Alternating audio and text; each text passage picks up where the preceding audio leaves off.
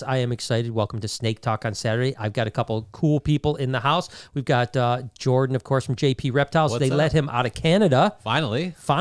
2 years. 2 years of being cooped up in the crazy. pen. And then, of course, we have Brian from BRH Reptiles down in the Dallas area. Where exactly in Dallas do you live? Or DFW, I should say. About 20 minutes north of downtown Fort Worth. Okay, gotcha. A town called Keller. Keller. Gotcha. Good Keller, place. Texas. Sounds like there's nothing like Texas. So as a Texan, you probably think that you're an independent state. You're not really part of the union. Independent state. Like the state of one. Yeah, country of one. Yeah, country of one. It's your own country. The country of Texas. Yeah. I actually, to be totally honest with you, I love Texas. I also love Canada. People that don't know this, of course, you should come and visit once in a while. Yeah, well, I would if I now they can let me across the border After again, the 30th. So that's good. Well, yeah. Although even when you're vaccinated, you need to be tested, but not after the 30th.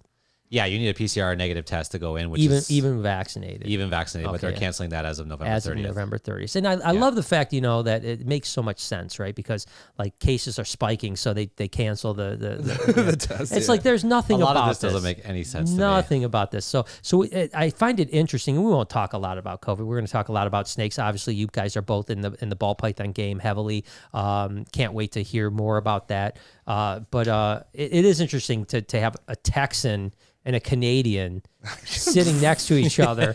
I mean, you couldn't have more polar opposite views on how on life in general. On life in general over the last 2 years in particular.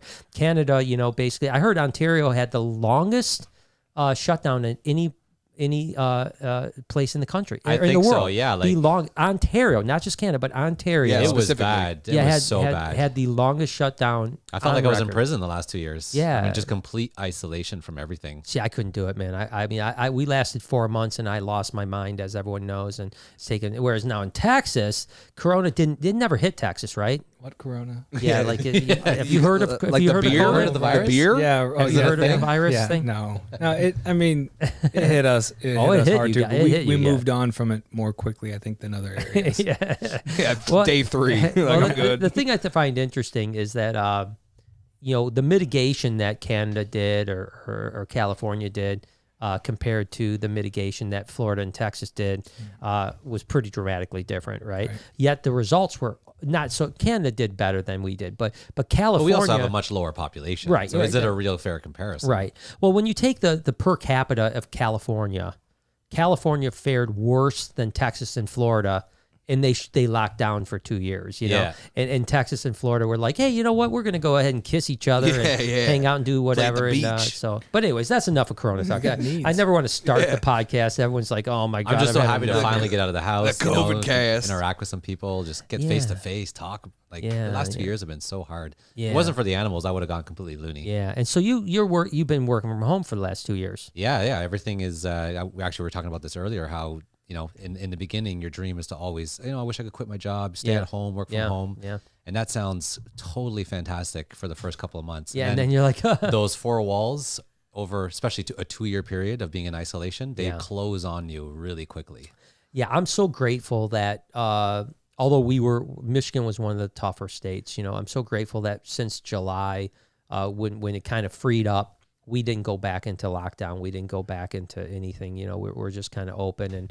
And as you were saying before we came on, you can hear upstairs people are laughing and screaming. And I was up there for just a minute before we came down. And, there's a couple masks in the area, but most of them not. Most don't have masks. And everyone's smiling, having a great time up there. And I miss that.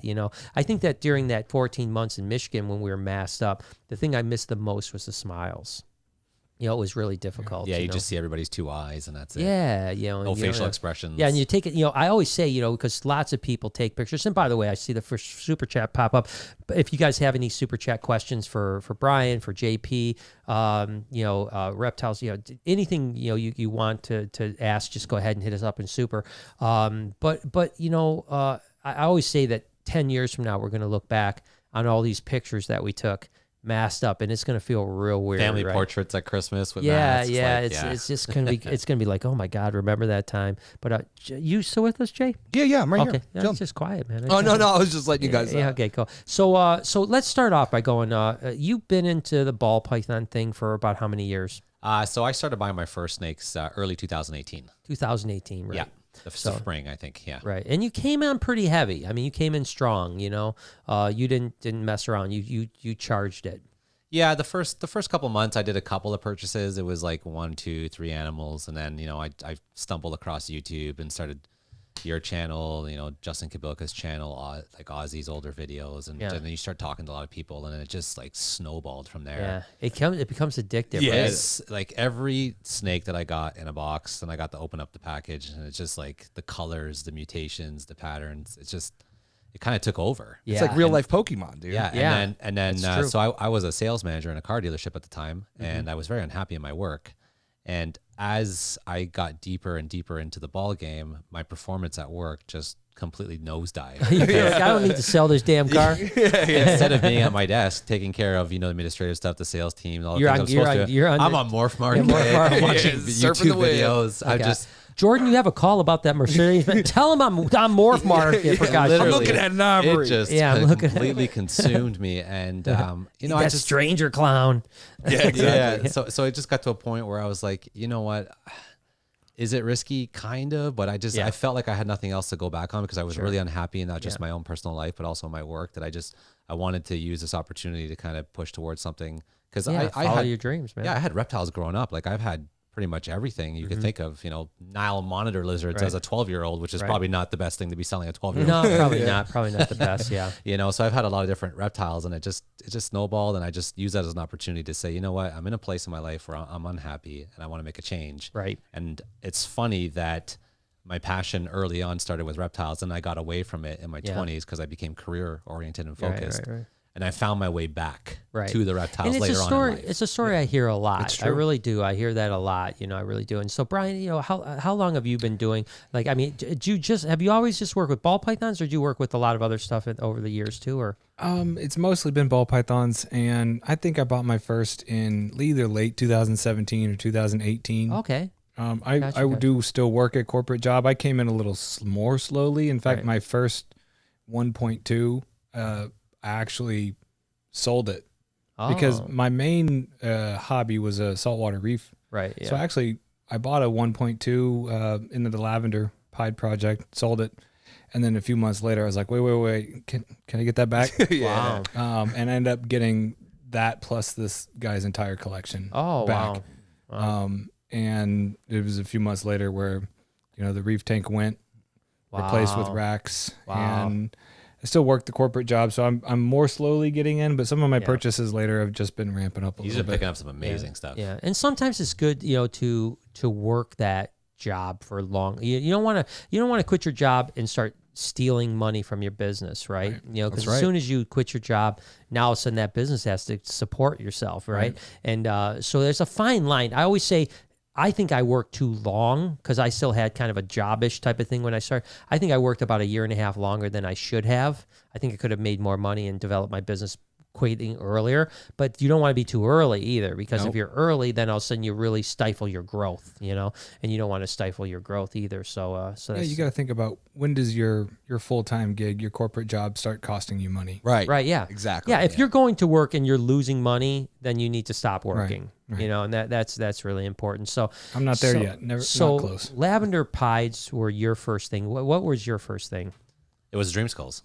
Oh, so same thing. Yeah. So like, I remember because I used to go to, we had a very small show up not in Toronto, it was in Mississauga. Yeah, Mississauga, yeah. I'm not sure if you know the promoter. Grant Crossman. Yeah.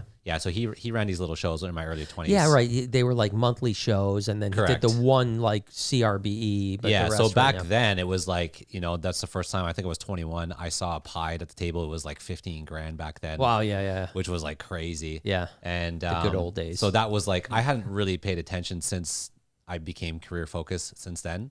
And then I don't know what it is, but I just kind of got interested in potentially owning another pet ball python again. Okay. So I went to a show, 4 years ago, again for the first time in almost a decade. Right. And then that's where I saw like dreamsicles and these clowns, and was it Mark Mandic that had them, or was no? This was Mutation Creation had the dreamsicle. Oh, okay, get Billy. Yeah. So I saw this snake, and I was just totally blown away. I was like, I didn't even know this thing was a possibilty. I didn't even know. I had no idea what it was. I just said this thing was beautiful. Yeah.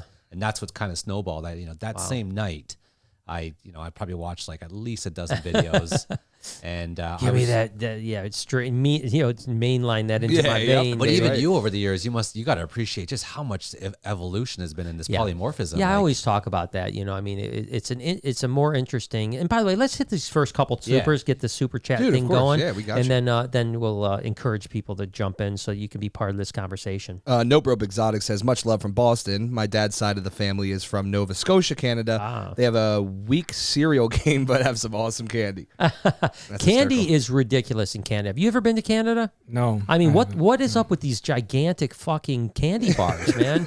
I mean, like, geez, how much sugar do you guys need, Oh, man. Maple syrup, boys. You guys don't have maple syrup down here? Come on. We do. We do, but we don't put the leaf on the flag. Yeah, we don't put it. Yeah, we don't put it on spaghetti. We don't put it on spaghetti. You don't have ketchup chips, I hear, as well. Like they just started coming, actually, which is you guys are finally catching up to Canada. Yeah, thank God. It's a great idea. Canada's great, and I do love the what is it called? It's like the internal, just the mush part of a pecan pie. The butter tarts. Butter tarts. Yeah. Dude. I could take a bath in those. And there's a Portuguese version. My girlfriend's Portuguese, and her family makes these like Portuguese versions of them.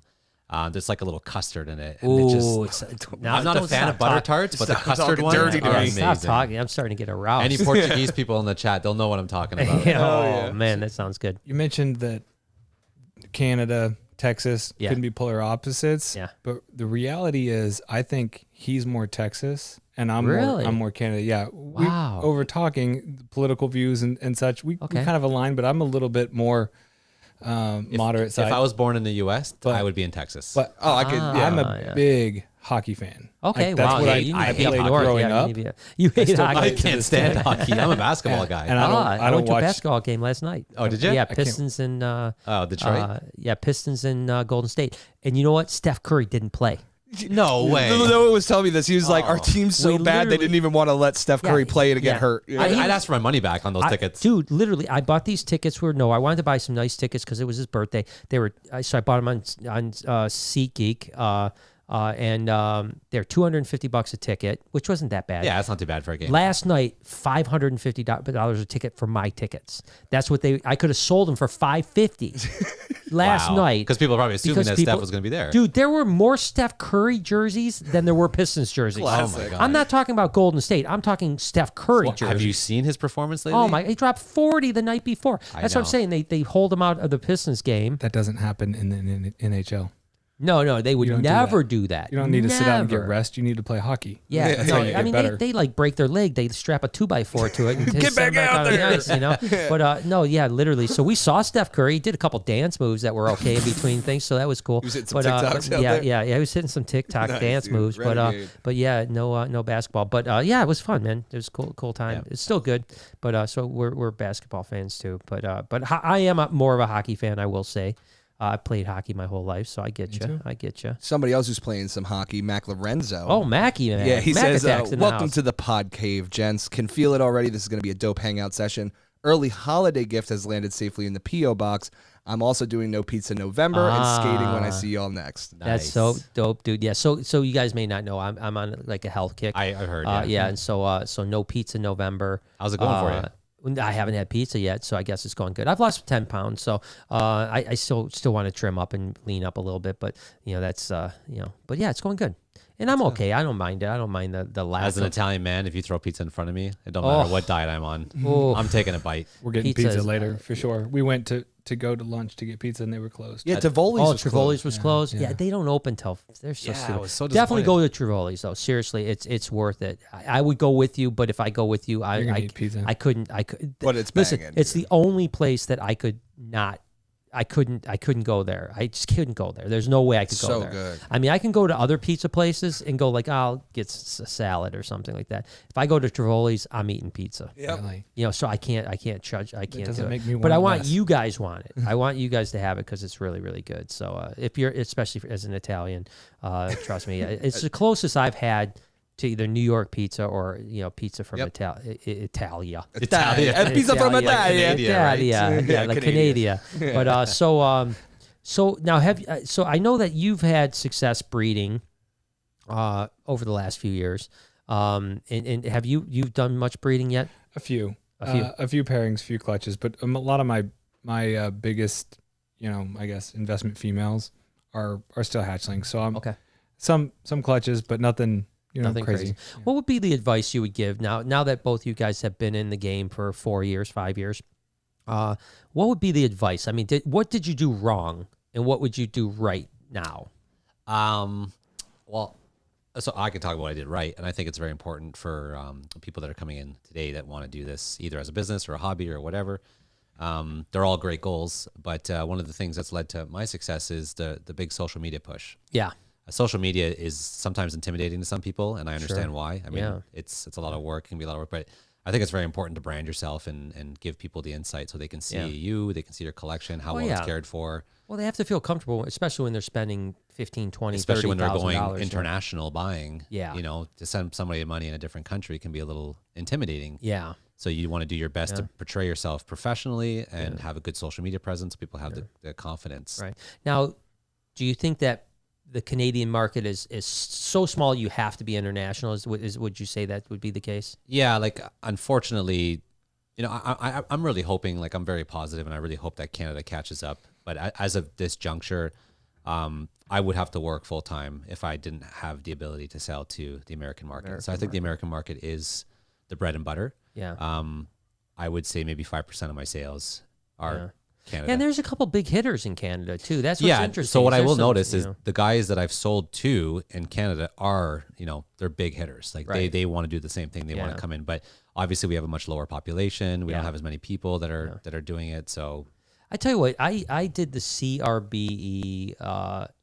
You came up. Yeah, I did that. I did it the first like 5 or 6 years they had it, and it was the first year. That's a great show, dude. The first year I went there, I was exporting my stuff, which was expensive as hell, by the way, But the thing is like, let's say a corn snake here was like $30. It was like 70 there. Now it's 70 US. Now I'm not talking Canadian. I was going to say $30 your money is like $70 our money. Not so much anymore. Yeah, we're not as bad. Yeah, Monopoly Canadian money. Yeah. It's not as bad as what we used to be, but yeah, we went up there and we crushed it, and we crushed it for about 5 years, and then kind of what happened was, the markets kind of became similar, where a $40 corn snake was a $40 corn snake. And then it became like, it was really difficult to justify that $12,000 it was costing me to export and re-export and shipping things. And because you don't really send animals to Canada, do you? Oh, now I don't. I use Reptile Express. So once in a while, we'll get an order from Canada. And whenever anyone says, hey, so I don't export at all. So we were probably one of the first companies in reptiles, breeders wise, that exported around the world. Right. We exported all over the place. And but now we don't. We let our export permit expire. We don't do anything. So did you have a master CITES? You're able to write your own papers? So we were before master CITES. So master CITES really started about the time we stopped doing reptiles or exporting, right? So before, every shipment you had to apply for CITES. Which is what we have to do right now. Yeah, every shipment, which sucked, like crazy. But I still went to, the show before, the September before COVID, so 2019, was the only CRB I'd ever missed. I'd always went to every one of them, even though I didn't vend anymore. I would always go to the show. And then I didn't go the last year, and then obviously now are they going to have it again? I think they're planning on doing it this year. Okay. Next year. Yeah, next year. I'm not sure that like the details. It's changed a couple of times. Are there the smaller ones happening now? Yeah, so he's got the smaller reptile shows back on. Good, that's awesome. I didn't go to the first one back that he had, but I had a couple of friends that did go and said that it was one of the best shows that they've ever had. Like it seems like all this isolation over 2 years has created this landscape where people were just so jazzed and energy, excited. I think we saw that early on. Well, that happened about a year ago here. Yeah, right? With Tinley, like as a matter of fact, Tinley didn't. So Tinley, really the first Tinley just happened, right? And I heard it was insane. Yeah, I heard that was great, but I think it was actually Arlington. Yes, that happened last year. That was like a banger, and it was like the first really big show out of the gate after like a year of no shows. Yeah. And the NARBC did Arlington, and I heard it was crushing. Did you go to that one? I did. I went to that one. That was one of my first shows I went to. Okay. They did it. In my opinion, it was great. It was really big, and I heard similar feedback that they opened up the hall like another quarter of it. for this fall show that just happened. Okay. And the feedback was that this fall show wasn't as busy, but you got to remember there was a whole quarter of it that was before where they did the auction. Yeah. They took away that wall and opened it up. So well, I will say that I used to do all the NARBC shows. And in Arlington, to be honest with you, the best show was always that February-ish show, February, March show. And I never really did that well in the fall show ever. A lot of people are still hatching stuff in that time. Yeah, I don't know I think what it comes down to is that, like, when you get into the Arlington, people, there's already been a bunch of shows in the summertime. Yeah. And so you get to Arlington, people are like, I already went to 10 shows in the last month. You get into February, people are like, shit, tax money's coming back. We haven't done much in the last few months. And then it just, because I remember going to the Arlington NRBC in September, and there would be like 100 people in line maybe, but you would go in February, there'd be 1,000 people in line. And so now it's both shows. Yeah, if you don't buy the VIP pass, you're going to be in line for hours. I went to Tinley. I flew up for the morning, and I was just going to walk in and fly out the same day. Wow. So I didn't get a VIP pass because I was like, just one day. And the line was all the way down the building. And just so that I wouldn't have to wait in the line, I just went and bought $50 VIP so I could get in. Yeah, that's, I mean, and just from when I got in, it would time alone. Hours, your time alone is worth $50. Yeah. You compare the Tinley today to how it was when I got in 2018, and even in the short time of 4 years. What a difference. Yeah. I mean, the attendance, the size of them, it's just been... I think the only knock I ever have on Tinley, and this is probably, you two are probably the wrong people to say this to, too many damn ball pythons, man.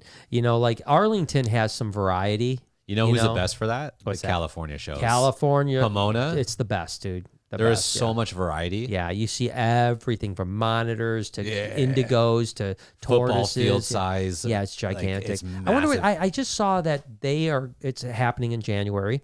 Oh, that's but awesome. you have to either be vaccinated or have a negative test. Correct. Yeah. Yeah, to go, which I got to imagine is going to affect attendance. I mean, Maybe like in California. Well, probably not Canadian people, California people, but people aren't going to come from outside of California.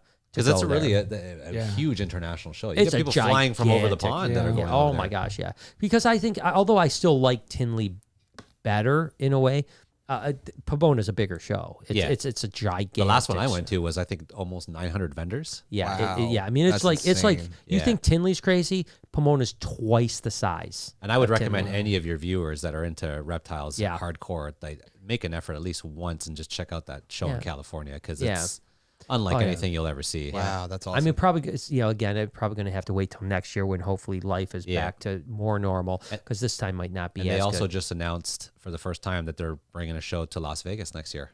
The Pomona Super Show. Yeah, the promoter. Yeah, I didn't understand how Vegas hasn't had a giant show. Right. It doesn't make any sense to me. This is the first time. Because September. because every massive convention happens in Vegas. Yeah. Yep. So why, and there's been reptile shows in Vegas, but never a massive show. And the only thing I can wonder a little bit is a union town.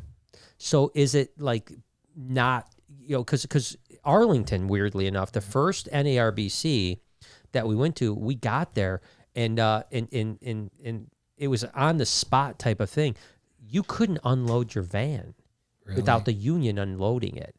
And so this is like Seriously? they didn't even know, right? So they're like freaking out and they had to go and negotiate with the union like on the spot to say, how much do we have to pay you to get off site, And so Vegas is a union town. I don't know that you're going to be able. So that might be a little bit, because it was going to cost every vendor they wanted to charge me like $500 to unload my van.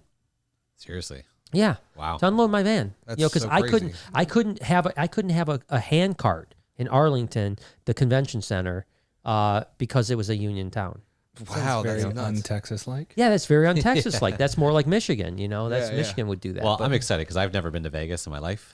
Oh, I've never had a reason to go because I'm not a drinker. I don't drink. I don't drink either. Yeah. So it's like, what am I going to do? Just sit at the casino sober and play slots? It's interesting. I love Vegas. I don't drink or gamble at all, period. But I love Vegas. It's a cool town. I want to go. Like, I want to do other stuff, like go There's to tons of fun restaurants, stuff to Gordon do. Ramsay Oh my restaurants. God. BLT If you like steak. the food, Yeah. I mean, Cirque du Soleil. I love Cirque du Soleil. I heard that's their flagship. Yeah. They always have. I think they have like 3 or 4 different Cirque shows in Vegas. They do. Yeah, so that's the kind of stuff I want to do there. I'm going to use that show as an opportunity to actually get to see Vegas for the first just time. walking down the strip, you see it's a show. Freakiest shit in the world. That's what I was going to say. Yeah, it's a visually stimulating. Yes, it is. It's crazy. If you're motion oriented, Vegas is the place for you. If you're ADHD, you're probably going to I'm definitely ADHD. Yeah, you might have a little bit of an issue, but like, where do I go? Where do I go? I will go to that show. I'll go too. I'll probably go out there and play golf instead of going to the show. But I'll meet everybody out there. Shit, yeah. I'll go to a Vegas show too. So cool. And Rami's a great guy. Do you know Rami? He's a really good guy. Oh man, I mean, he it's so funny. He was like, the first time I met him at the show, he was like, JP, man, I know you're from Canada. Canadians get in free, man. Come on in. Shit, I'm going to tell him I'm from Canada next time. Yeah, there you go. That's a little trick getting free. And then so if you go to Pomona here in January, just tell him that you're from Canada, and you'd have to be vaccinated. What I love about Rami is the whole show. He's on the floor. He's interacting with people. I mean, he pulled me aside. We did vlogs together. Camera. He's not shy at all. Yeah. Some other shows, it's a little harder to get the promoters. He's very friendly to the hobby, right? Yeah. And you know, he's not a promoter that's like, you behind the scenes. Yeah, like he wants to be up in front of the action and just he's just as passionate as all of us are. He's really good. Yeah, I felt bad for him because obviously he missed a bunch of shows. Yeah, you know, being in California is much like being in Canada, where it was really, you know, I mean, you know, he had to cancel San Diego, he had to cancel Pomona, he had to cancel Anaheim, he had to, because now I think it's in Anaheim, right? It's no longer in Pomona. I think he's doing the one in January. He's still staying at Pomona, and he's doing the other one in Anaheim. The other one in Anaheim. Gotcha.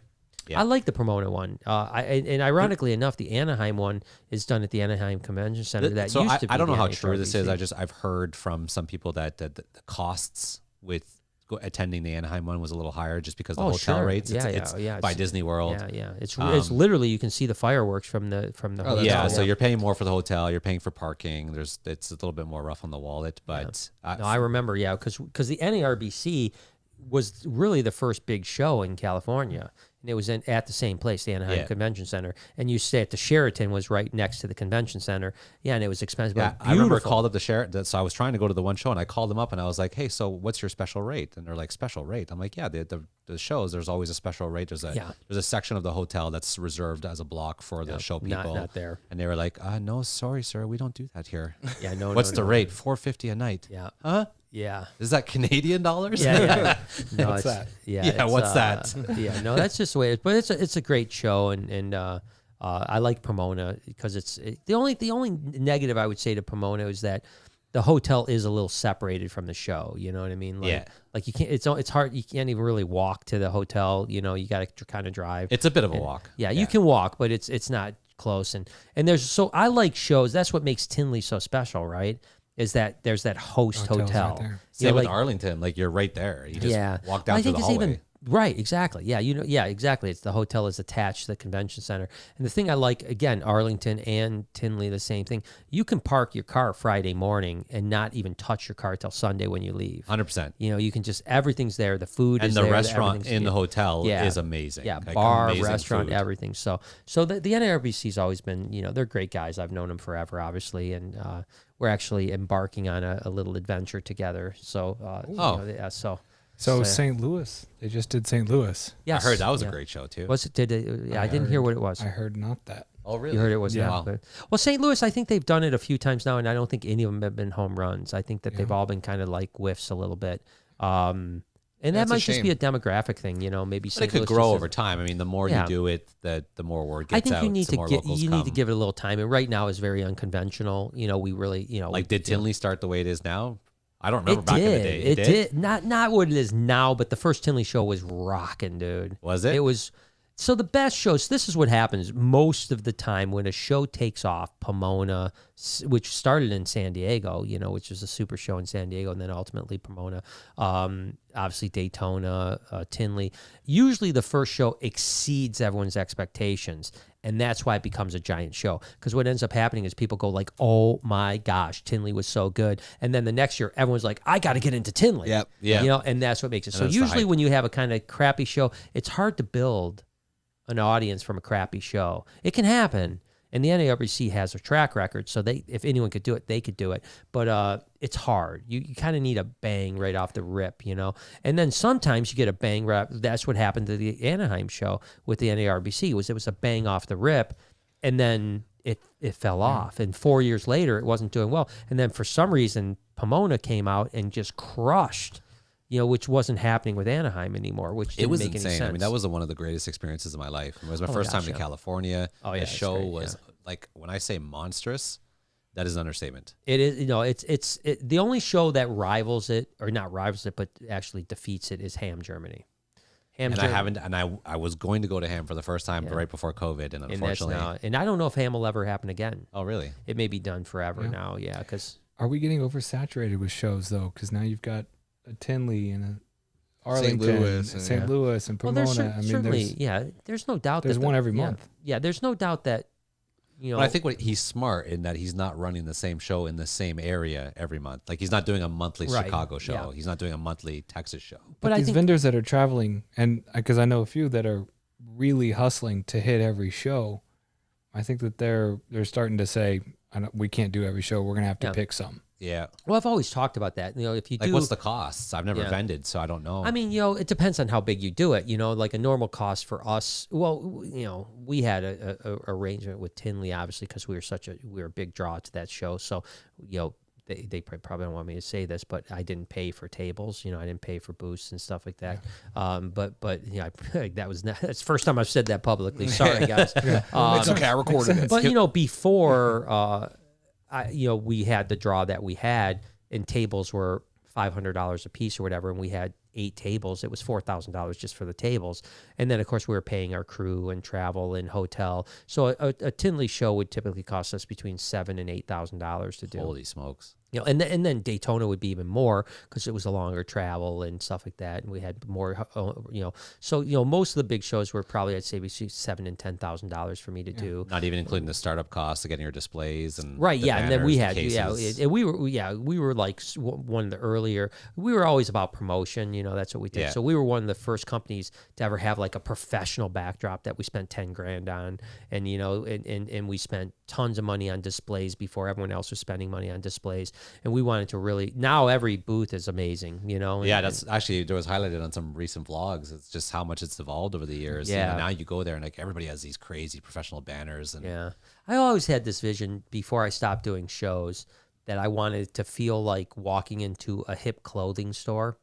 You know, so I wanted to have the risers that like boxed off my booth from everybody else. So it's like you were walking into my store and you had the hip music playing, the lights kind of going. TVs, you know, like shirtless guy spraying cologne in the air. Yeah. You know, pole dancing in the corners. You know, didn't that happen? You didn't go to the show. There was that one show in Pomona where the individual hired John's Jungle, pole dancers. John's Jungle, they had belly dancers. What? No way. They were in like bikinis. No, I was actually. I think I was at that show. As a matter of fact, I think I spent all my singles at that. Yeah. It turns out I didn't make any money. I didn't make any money. You know, everybody was blown away. He's the first person to try it. It wasn't good reviews though. It wasn't good reviews. I think it was. I did it once. Well, you got people coming in with their kids, their families, and you've got these, half naked women. Literally, dancing. my booth was across from his booth, so I was seeing G-string ass all day. I wasn't complaining. That's classic. I mean, he doesn't do it anymore. I haven't seen it. Yeah, no. John stopped wearing G-strings. Damn,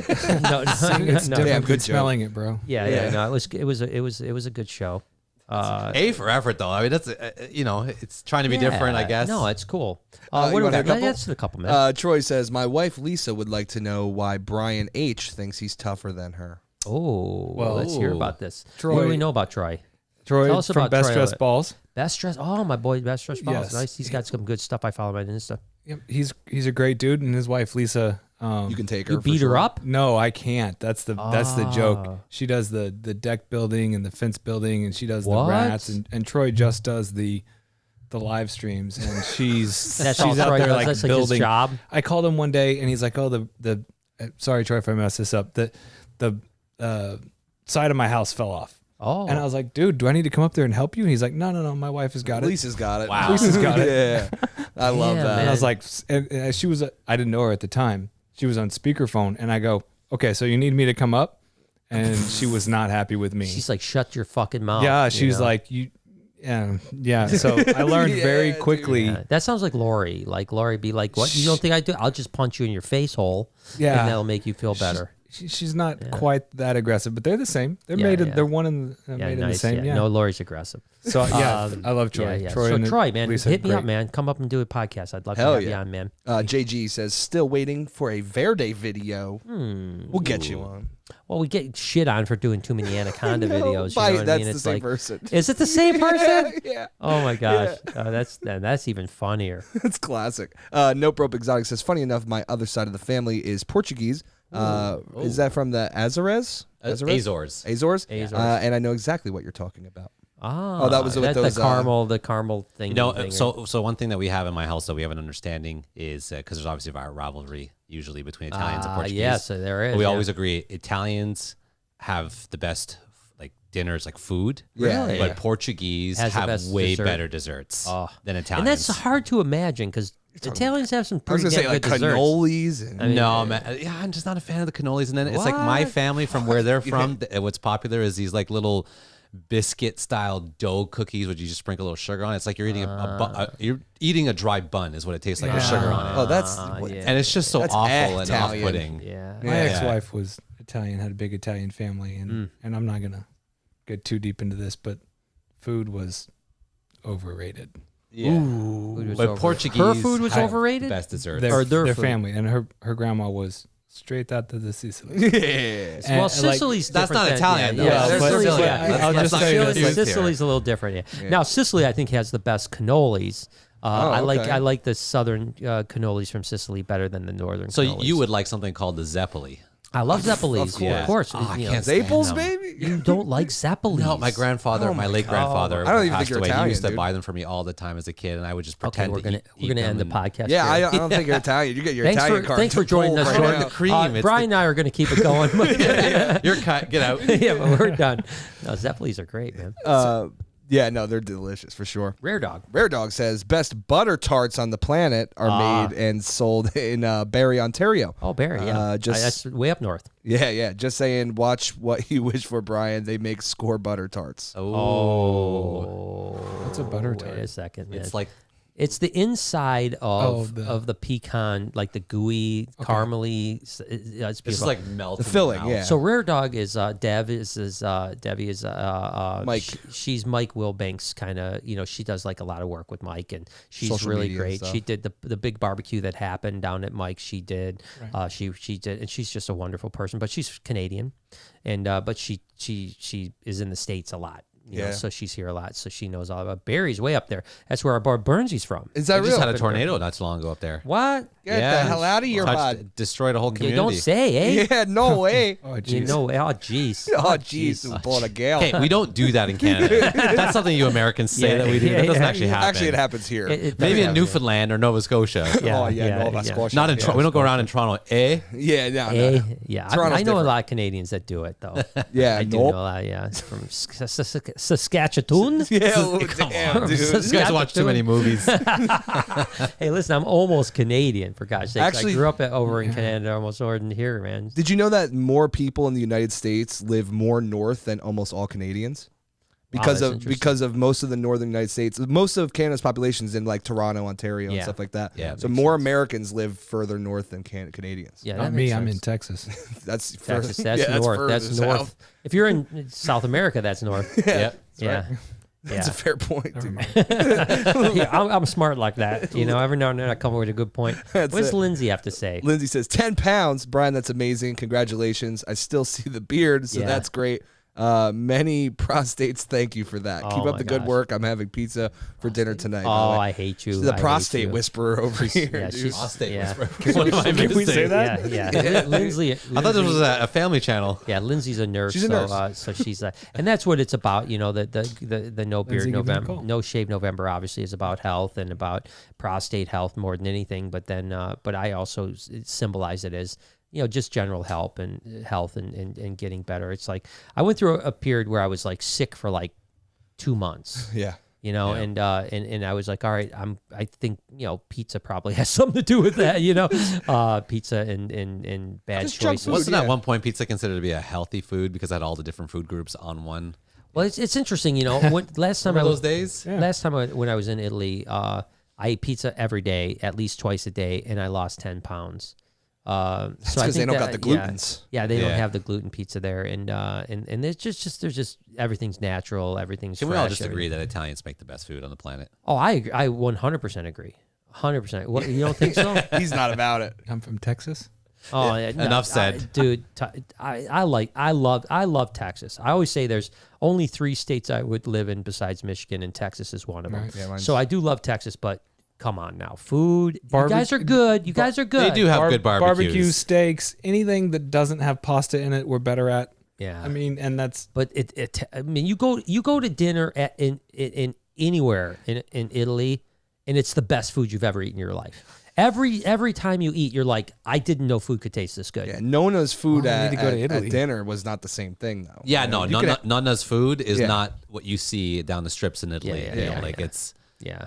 most of our nonnas come from small towns, and Yeah. all they know how to Well, make is pasta. The Yeah, best exactly. dinner we had there was actually up in Milan, and it was a friend of mine, Gabe. Oh, yeah, yeah. It was his mom cooked us a 4-course dinner, cooked all day long. All day long she cooked for us a 4-course dinner, and it was the best food I've ever had in my entire life. There you go. You know, and it was just a little apartment in Milan, and a little old Italian lady that didn't speak English. So sick. So we we had a good time, and it was My good nonna food. always got on my case because every time I go visit them, I don't know what it is with Italian people. I know there's other cultures that do it too, but they have to separate all the different courses. So you have to eat your pasta first. Right. Yep. The plate of meat is on the stove till after you're done the Yep, pasta. after- Then yeah, they bring yeah, the meat. yeah. Then they bring the salad.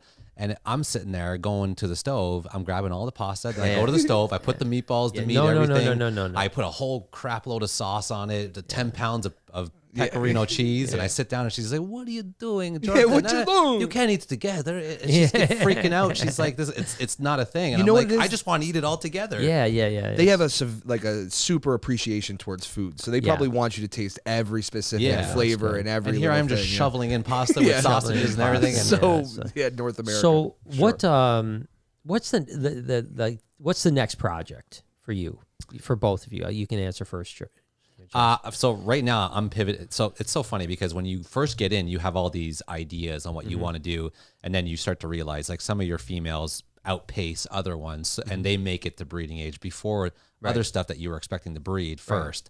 So as the last 3 or 4 years have gone, actually a lot of my ideas have kind of had to make pivots because certain things that I wasn't planning on working on right away ended up becoming my star females who ate well and grew faster. Sure. As of right now, I'm finding a lot of strength in the Desert Ghost Clown stuff. Yeah, that's Desert Ghost in general seems to have a lot. Yeah, of, and I've lot hit of some great fun. holdbacks, and I'm really trying to pivot towards that a lot because Gotcha. for me, it's kind of like the reset. Right. You know, you've got guys like Justin, for example, who's pioneered the clown game, and it's like all of the progress that him and everybody else in these projects have made over the last 10, 15 years. Yeah. Now you literally is a reset button because now you want to get Desert Ghost Into all all of those yeah, projects. all those projects. So it's basically we got a whole nother 15 Everyone's years back again at the to starting play line with. together. Yeah. Yeah, so it's just it's going to be so much fun to watch this evolve over the yeah, the years. DG stuff is really cool. I definitely would like to get into it. Again, you guys know I don't play the game like you guys play these days, but it doesn't mean I still don't want to play. I'm play sure you for watch, myself. yeah.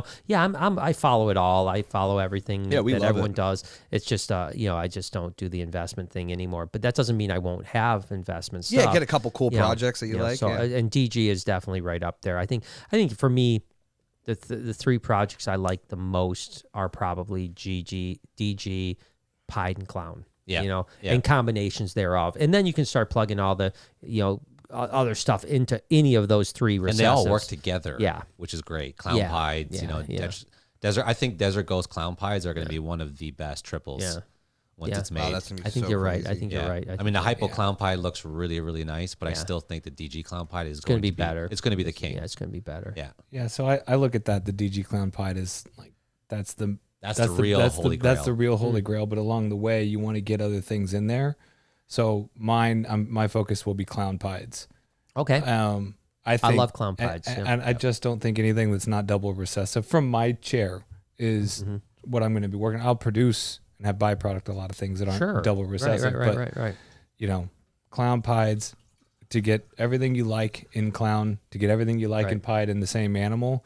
Those are always going to be hot and sellers. And I think that I'm too late on the Desert Ghost Clown. I don't have a Desert Ghost Clown. Right. So now I just have to wait.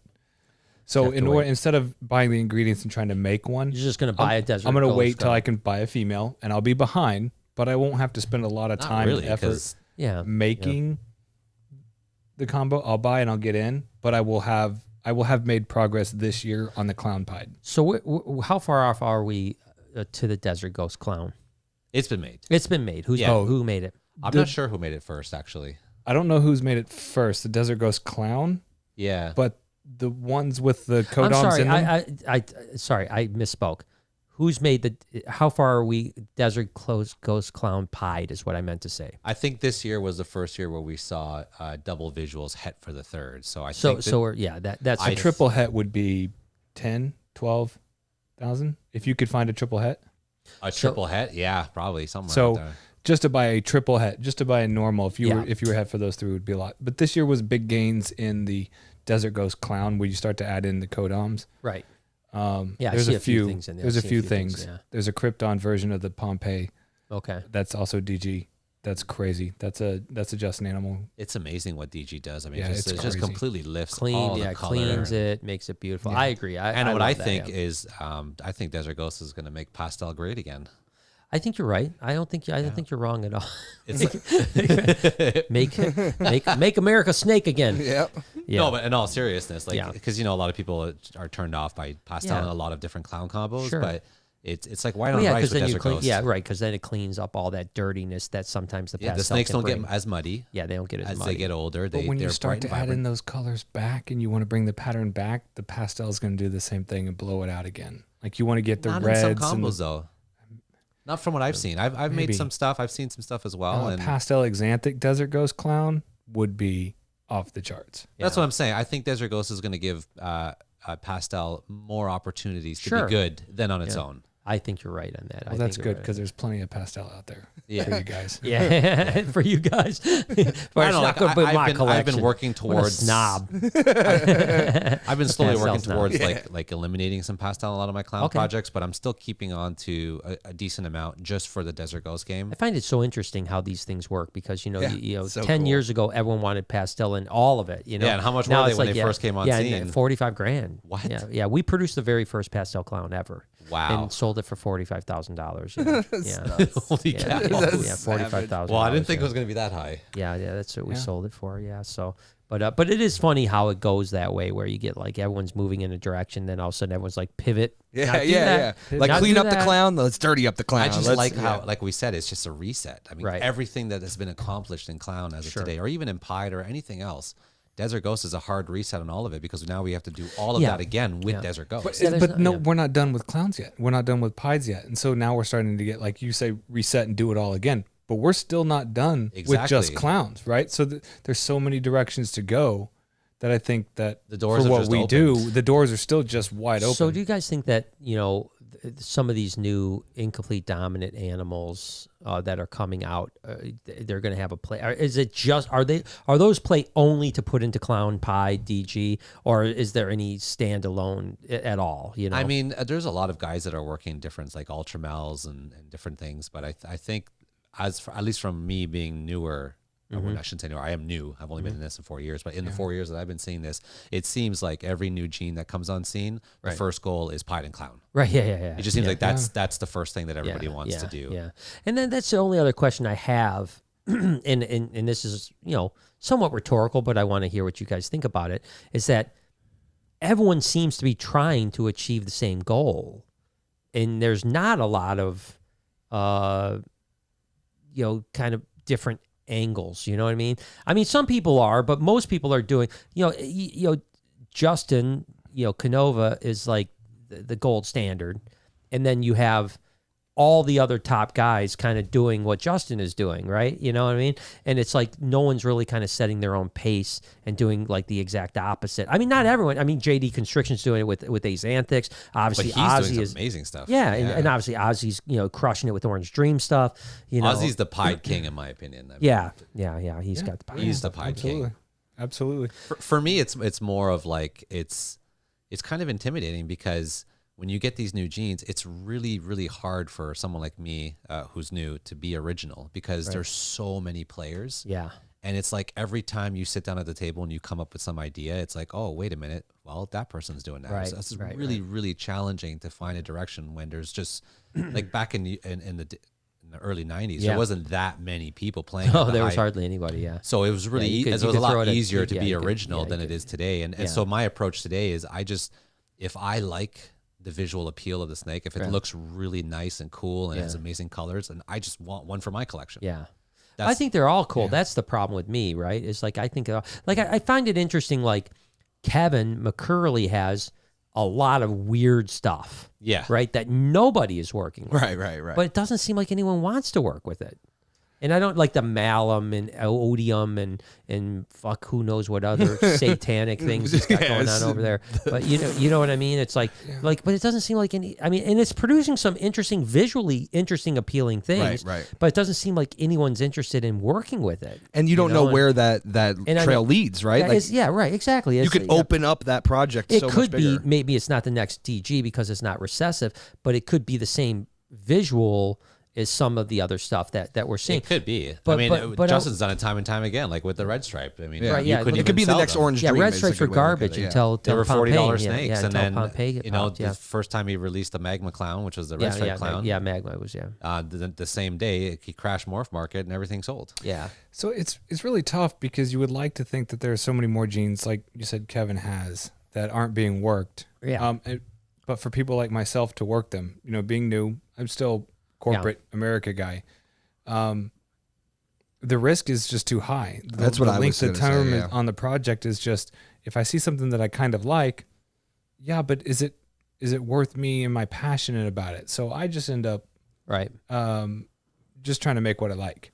Yeah. Because for me, it's still a hobby. And I'm going to make what I like, and hopefully I turn out some cool stuff. And if it's something similar to what everybody else is, well, people tend to all go to the same restaurant when it's good food, right? Yeah. So that's what I'm doing. I think guys like that, and you can correct me if I'm wrong, but I think guys like Kevin, the Justins, the Aussies, they have such an established, not just brand and name, but a collection. Yeah. Where they can afford to take like 20 females out of rotation to try new genes on and mess around and tinker. Yeah. Because they're still going to be getting what they need from the rest to pay the bills, keep the collection fed, and go through the rounds. Whereas as a new guy, it's a lot more risk because you're taking a chance and it may not turn out to be anything. I guess I'm curious what you guys think about, like, if Justin came out with a malum, you would want it. But Kevin comes out with it, and it doesn't seem like anyone's interested. Not anyone, but very few people. You see what I'm saying? Marketing. It's like, I see what you're saying. And Kevin's a huge name. He's been a huge name since the beginning. But I've always associated, and this could be just my plain ignorance and lack of information, but I've always associated Kevin with retics and boas. Like I always thought, I thought he was one of the, and I could be totally wrong. I don't know enough about him, but I always thought he was one of the founding leaders in the retic projects. I think he was, but he was also one of the founding ball python guys. That's right. I mean, back in the day, in the early 90s, it was myself, Kevin, and Tracy So he Barker. was primarily balls before the rest. Oh, he was way balls before. Yeah, retics That's came where the later. evil morph god comes from. That's baby. and because when you watch his video today, it's like he's so knowledgeable about like the different lizards.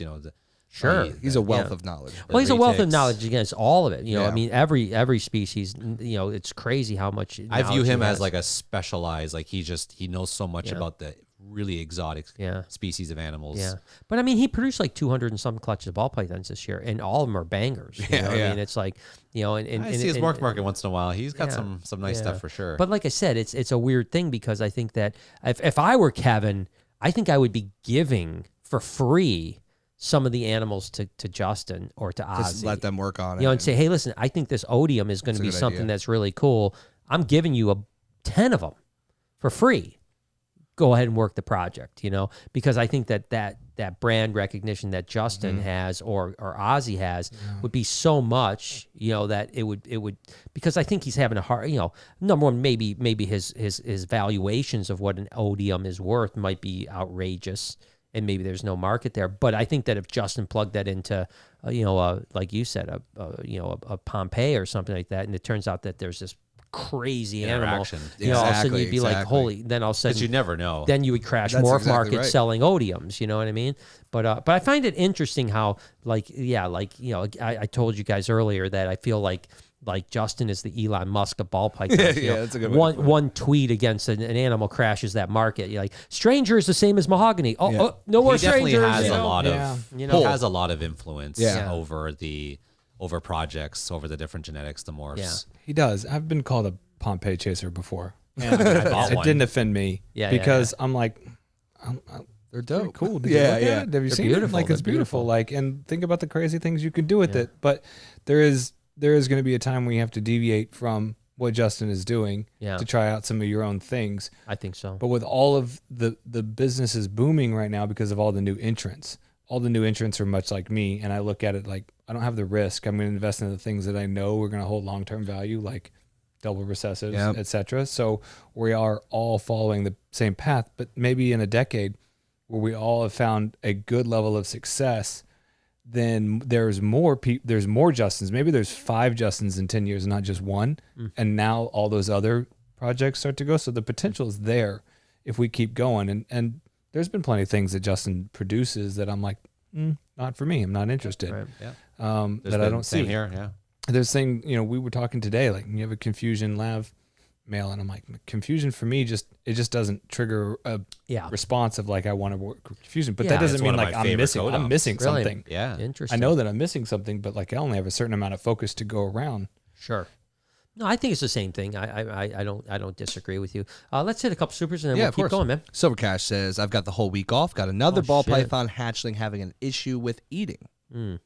Well, hit me up, dude. I'll help you through that. No problem at all. And a whole week off, man. He makes pizzas.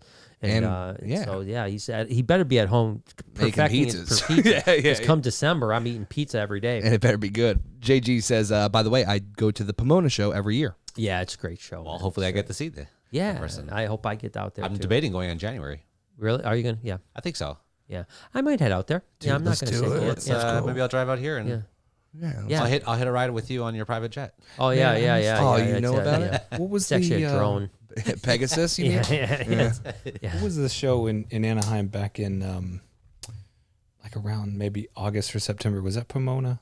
It was in Anaheim. Yeah, it's last the one was same. It's Pomona, still a super show. I was in California for a pre-planned trip, and Cusco texted me. He's like, "Hey man, if you're going to be in the area, come and have a cigar with me." And I chose not to drive to the show and go. I regret that. Big mistake. Yeah, that's a big regret. I regret that. Yeah. What are you doing? You should probably just jump off a cliff at the end. Of the day. I was thinking about it. Yeah, I mean, really, a couple. you bring very little to the table at this point. It's a beautiful table, though. I'm trying to Any super chats? Yeah, We love it. Yeah, let's go. Salmon Boa says, JP Reptiles, you got the best content. Always a pleasure hearing you and your vlog and your chill, relaxing content. Great ball python advocate. Awesome. Wow, thank Good you so job. much. Wow, look at and this, I man. apologize for not putting out a video in 7 months. It's just, for anybody who's been asking, I've been waiting for 8 I just got my camera after pre-ordering it for 8 months. Oh my gosh. That's crazy. Because of all the supply issues with COVID. Yeah. And but I've got the camera, but I don't have the lens. Right. So it's so like, difficult to film. It's filmed. It's hard to film without a lens. Yeah. And by the way, Jay, if we have bigger headphones, we may need them for the head for Jordan because his head's getting big on that bigger one? by the moment here. You know, he's like, Much love. no, but that is awesome. I'm glad that, and I agree. I think it's great that what you're doing. I think it's fantastic. Tiffany says, happy early Thanksgiving. What are you most excited to eat? My granny asked if she needs to get turkey mouse for Faith. He ate in his cage this week. Very cool. That's great. That's Congratulations. fantastic. Congratulations. So you guys, when is your Thanksgiving? we had it, ours is a week before yours. A week before. So you just had it. Yeah. Gotcha. Yeah, we do Friendsgiving in the States the week before Thanksgiving. Do you guys do the whole turkey ham thing as well? Or? We have. So Noah wanted to do something interesting, and I don't know if we're doing it or not this year. I just don't know. But for the first, we've always done the turkey ham, typical traditional stuff. And this year, Noah brought up a thing saying, let's still do the turkey ham, but let's every person have their own dish. So he wants lasagna. Oh, that's dope. On Thanksgiving? On Thanksgiving. Hell yeah, I'm with and so it. Break the barrier, I right? said, maybe we could do some barbecue ribs, Yeah, and, dude. and so, Brian heard that one. He's Yeah, like, that's right. yep. So how about you, Brian? What's on your docket, man? It's Texas. Doing It's some steak. barbecue. If I'm going to deviate from the norm, I mean, Tomahawk steak. Brisket? Yeah, brisket, tomahawk steak. If it's made of beef, it's good. Yeah. Oh, yeah. And I want to give a shout out to my mom who's watching tonight, who loves to lather the hams in the most awful cranberry sauce. Oh no, I don't like cranberries. Mama, at what are you all. doing? Listen, I've got the ham, man. I've got the That's, got the ham, man. That's the one thing. Everyone always. And then she puts cranberries in the stuffing. Oh, she's a cranberry nut. Oh man. yeah. She likes the tart. She's a tart. I just put sweet tart. Put brisket in the stuffing. But she does make an amazing turkey, though. Good, I'll give her that. Good. That's good. Brisket in the stuffing. Yeah. You dirty boy. I do most of the cooking and I enjoy it, but I don't know what we're gonna do this year. I'm not sure.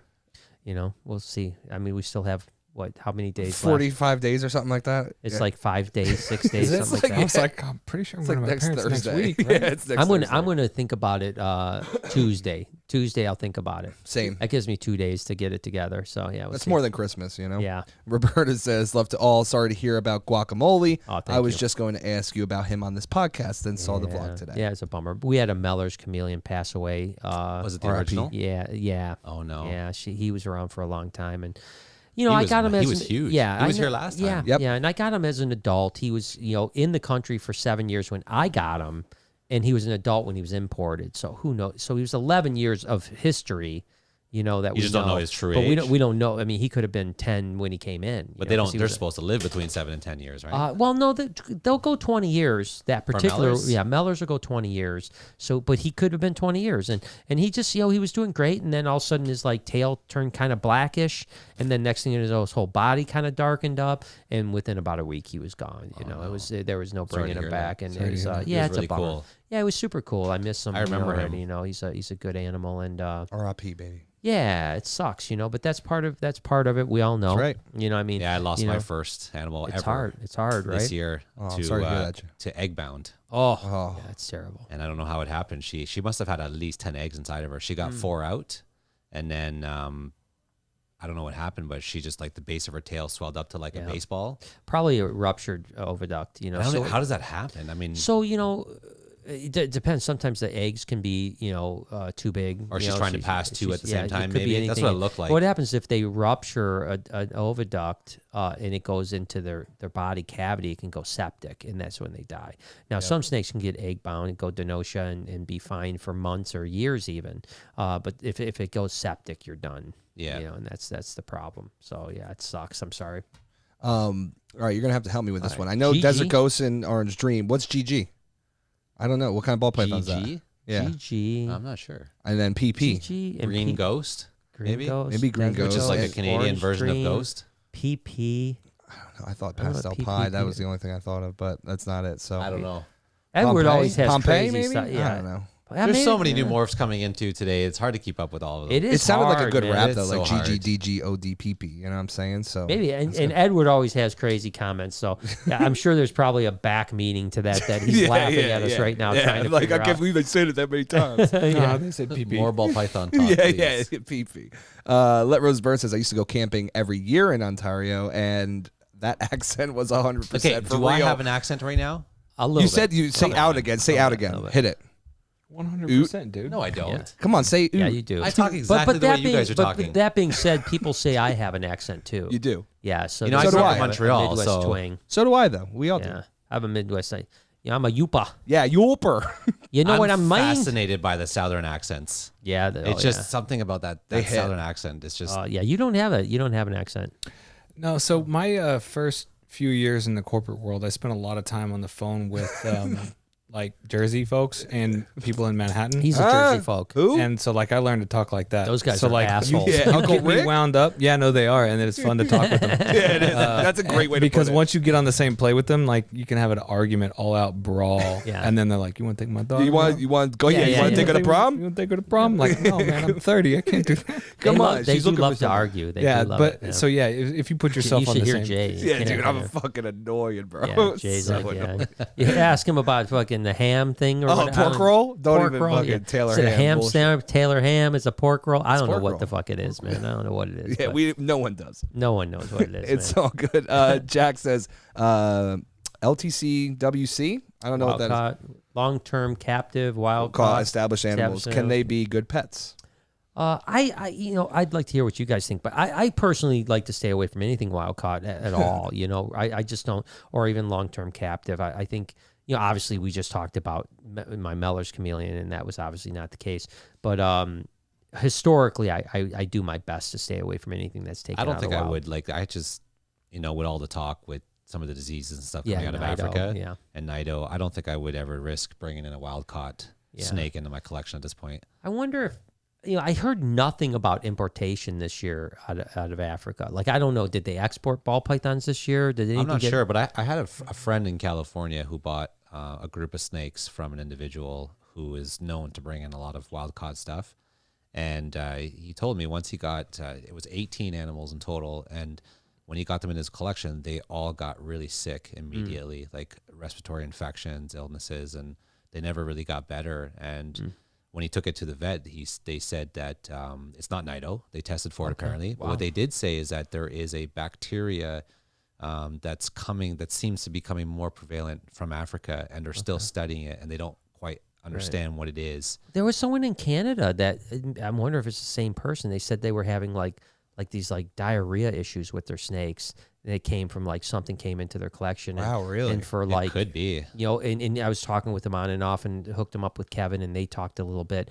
But he had 100 ball pythons that were he'd feed them and it would just be pooped all over the cage, just Really? Wow. and they couldn't figure out what it was. He spent tens of thousands of dollars on treatments, and I think he thankfully only ended up losing one. Wow. And recently he said that he thinks they finally have turned the corner. Yeah, it looks like they're getting it under control. But so that's why I would never bring anything wild caught. It's just not worth the risk for me. I wouldn't bring anything wild caught. I do have some. I'm not just a ball python guy. I mean, I don't have many other species now, but I have some aspirational species like the bolines. Yeah, hell yeah. And a lot of others. But they're producing captivity now. Yeah, you Europe, can get captive hatch. Well, there's a few. So the ones that are being produced actually captive born, you probably aren't getting. Because there's very, very few ever. Because they're still coming in from the wild. But they're coming in from the wild, captive hatched. So they're collecting clutches of eggs, hatching them in captivity, and then sending them over, and they seem to be pretty good.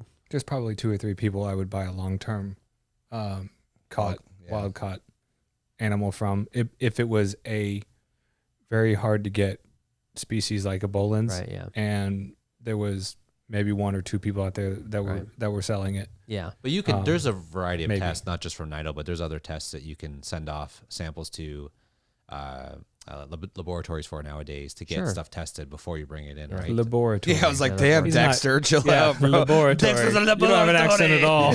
Yeah. Laboratory. Sorry. No, you're good, dude. Yeah. When we get done, we'll wrap his pork sandwich up in aluminium. Aluminium.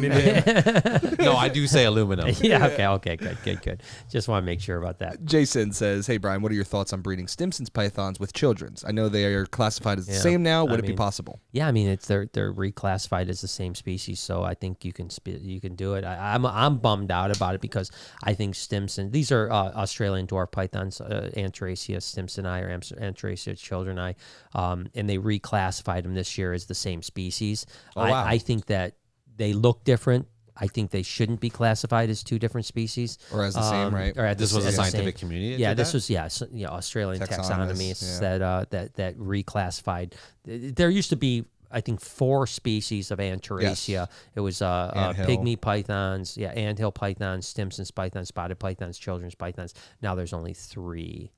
So they basically just took the 2 Stimson's and children's and said, nope, these are the same now. So we're still keeping our group separate and breeding the Stimson's and children separate, but I think that we are still selling them separate as well as Stimson's and children's, but theoretically they're the same species now. So if you wanted to breed Stimson's and children's, you're not even hybridizing anymore. It's the same exact thing, So wild. Yeah. Troy says, "I'm at JD's house right now. That's awesome, he appreciates the shout out, and Brian would love to come and do a podcast and see the shop." It would be an honor to have him because I follow him on Instagram, obviously, and he produces freaking heat that's unbelievable. I know, and I love the fact that he went his own direction, and not just went his own direction, but dominated that direction. He did one thing, but one thing at the really very high love, level, at the highest of levels. And so no, I would so and please. his animals look great, not even just as babies, but also as adults. Yeah, so Troy is at one of the first shows I ever went to. Troy was one of the very first vendors who was like, "Oh, who are you? Let's talk." And I built a good rapport with and a good relationship. Nice. And he introduced me to a lot of other people. And long story short, now I've got a nice circle. That's good. Of people, and Troy is one of the best dudes. That's awesome, man. And so, I'd love to. Those are the type of people I'd like to have in my life. I'd love to watch that show too. Yeah. I'd love to hear what he has to say. I've never been about a show yet, but I've met him a couple times and admired his snakes tremendously. But I like it, and I've always like black and gray stuff. Me too. Yeah, it's my favorite. That's like my thing. So if you're talking about one thing, to go my own route with, I know I'm not the originator from it, but there's very little stuff that's been done with the MJ line. Right. And because I'm new and I don't have any skin in the game in the VPIs and the TSKs, I'm going the MJ route. Yeah. Be interesting to see if something maybe pops up in the MJ line that is not, because it's usually a dirtier line. So it'd be interesting to see if like maybe mixing with the right thing. Which some people consider it the better line. Right. Yeah. It depends on who you talk to. Yeah. And that's the thing. I mean, look at the black Axanthics, are on their own too. Where they. And I'm so shocked that project isn't more than what it is today, because there are some really nice black Axanthics out there. Yeah, the black Axanthic stuff is really hot. I mean, it's super, super hot. I like that a tremendous amount. But like I said, if you were, me personally, if I was going to choose between some of the stuff I've seen from JD and some of the stuff I see from other people, I'd probably go towards the JD route, my personal self. Although, I mean, listen, Justin produces heat like you can't believe. Ozzy, I think, is just... mind-bending the stuff he's done. That OOD stuff that he's done in Pie stuff is just ridiculous. So I love all the eye candy. I mean, I saw some stuff on your page that blew me away over the last little bit too. Yeah, so probably wasn't mine. Probably just taking a picture of it. No, I think you got some cool stuff. So it's but both you guys are crushing it in your own way, which is good. And I think it's a good. I've said this recently that I think we're in a better place. As a hobby right now than we were maybe 6-7 years ago. It's more stable. Yeah, it's stable, and I think the people before Justin became the Elon Musk, you had some other people that were the top dogs that I don't think were very good for the hobby because they were unscrupulous with the way they did business. Mm-hmm. And I think that when you have leaders again, like who are professional, that are professional conduct themselves, and all of a sudden it's like I want to be that guy. Yeah. But when your leader is a doucher, you think that success comes from that, right? Yeah, and that's what happened was I always say, I don't know if you know much about Ralph Davis, but do you know him at all? I know of him. Yeah. I've never met him. So like Ralph, and by the way, I like Ralph. I mean, he was a fun guy, and I don't think he was ever malicious with what he did, but he was the first guy to come on the scene that like didn't show respect for everybody else. You know what I mean? He would attack everyone, but he did it in a playful way. And he didn't like maliciously try to attack you, but like he would always call me Passion. He would never call me Brian. He'd be like, "Oh yeah, Passion," because stop. Seriously, I got a great nickname though. Yeah. So I actually. What can you blame it? No. Yeah. Well, that was the thing. I actually did. I like adopted it. Yeah, like I started calling myself Passion. That's great. And I started putting out like one of my first T-shirts I ever put out. BHB T-shirts said "Where Passion Meets Obsession." Stop. And it was right. It was kind of like a kickback on Ralph. Like, all right, you want to call me passionate? Yeah, I'm passionate. If there's one thing I am, is passionate. And so, but my point is that Ralph wasn't the terrible guy, but he set up guys that went from like, all right, well, I don't have to show respect to everyone else. And now I can be malicious and not show respect to some. And those guys really became kind of the leaders of the ball python world for a number of years. And it was really bad, you know what I mean? And then thankfully, some of those guys tailed off and guys like Justin came to the forefront and Ozzy came to the forefront and Mark Mandick and now you guys and Miguel and stuff like that have really conducted themselves in a super uber professional I think way. it's very important. Like something I take pride in is just the way I conduct myself in public. I just think it's important as especially with all these animal interest groups that are going after breeders and the hobby and stuff. I think it's very important in today's age to conduct ourselves in a I positive think so. way. Well, listen, I think even to the point where I think people should take this into consideration. Like Tinley Park is like the party place, right? Yeah. But you'll never see Justin hammered at Tinley, right? Either way you see me there. Right. And you never would have seen me hammered either, you know, and not, I don't I'm drink there, anyways, open the clothes, interacting with everybody. Yeah. You and know, I think that's the thing. If you're a leader of the hobby, you don't want to get sloshed. You can have some drinks and you can be casual, but you don't want to be sloshed, you know, walking around with your pants hanging down, you know what I mean? Because what is that telling you? I mean, you wouldn't see the leader of a real professional business ever be that way, right? The CEO of Ford, you're not going to find him out in you know, at the beach getting hammered or something like that, right? He may get hammered at home behind closed doors, but I think that's the difference, right? Whereas you do see a lot of people at Tinley that show up and they just get shit faced, and I think, you know, what's the point? You have no reserve. I remember even, you know, like Ryan from Zilla did that, you know, and I always thought like Zilla, I mean, he would be like literally hammer. I'm thinking like, why would you know, like you're representing a gigantic company, you know? Again, you don't see Phil Goss. He'll have a couple drinks, but he's always professional. You know what I mean? And you know, listen, Brian Potter is a different. That's who he is. You know what I mean? And it's almost like his stick. You know what I mean? Like he has to get hammered, because if he's not hammered, people are disappointed. You know? I went to my first auction. Oh my gosh, it's so fun. And I was like, wow. Wow, this is extra. I mean, if you can, you know, I mean, you know, Brian can get away with saying anything. Anything. He can be racist. He can be sexist. He can be everything, and no one seems to care. And I love Brian. Brian is one of my favorite people on the planet. I mean, I tell you what, you always know where you're standing with Brian. Yeah, well, that's good. Brian is going to always look you in the face and tell you what he thinks about you, good, bad, or ugly. But he's actually a really great guy. He is really cool. And when he does say a racist thing, you know, because of the genuine guy he is, you realize that it isn't fun. I'm not saying, and if I said it, I would be canceled. You know what I mean? Immediately canceled. But Brian is just. See, I don't have to worry because nobody wants to hang out with me after, because I'm the most boring person to hang out with. I don't drink. I don't party. Although I am the most valuable friend, because I'm out quite often to DD. Yeah, me too. I don't drink or do drugs I don't or drink. anything. But I've never been the partier type. I mean, no, I never have been either. Not anti-drinking, but I just don't. I mean, same. I'm not anti-drink. I just don't drink. You know, well, I'll tell you a story real quick. You guys know Mark Bailey, right? Yep. Oh yeah, great guy. Nicest guy in the world. Greatest guy. I love Mark. So Mark, one day we were talking, and I had seen him at Tinley Park and Arlington and all these shows for years.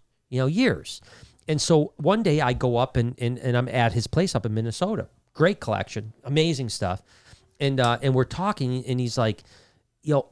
He said something like, yeah, you know, I really only drink at the shows. He goes, I don't drink at home at all. He goes, I never get drunk at home. And I said, well, you know what's crazy, Mark? I said, because I only see you at the shows, I assume you're drunk every day of your life. That's you know? And he was like, really?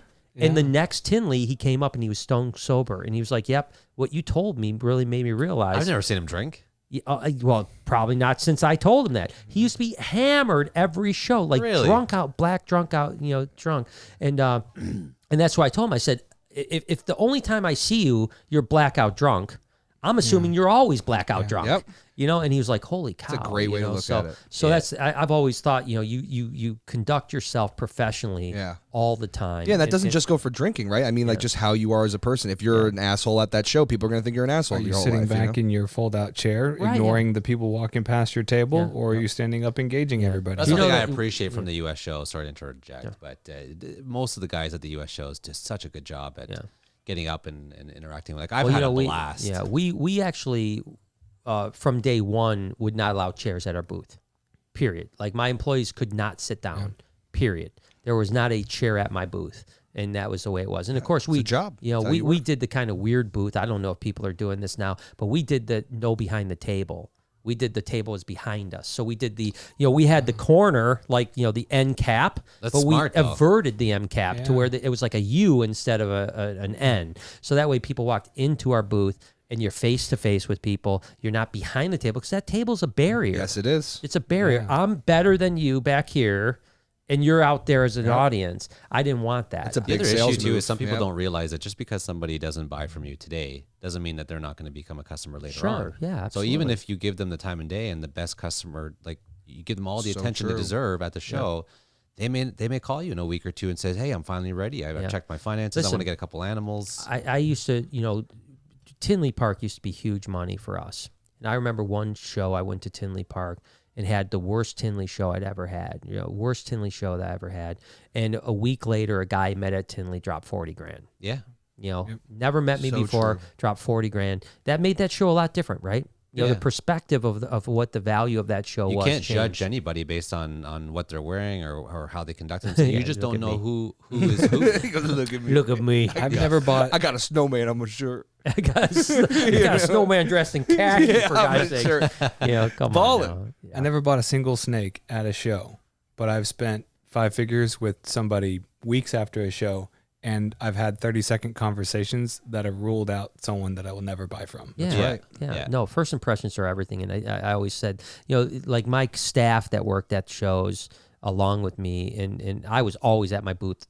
I never left my booth, right? Now, towards the end of my show time, doing shows, obviously my role changed because, to be honest with you, I couldn't sell snakes anymore. I would just be there for pictures and autographs and stuff like that, So I mean, the last several shows I did, like if someone wanted to see a snake, I couldn't show them a snake. So my staff would have to take care of that part of it. And that was, listen, I loved meeting people at shows, but it definitely changed my experience at shows tremendously.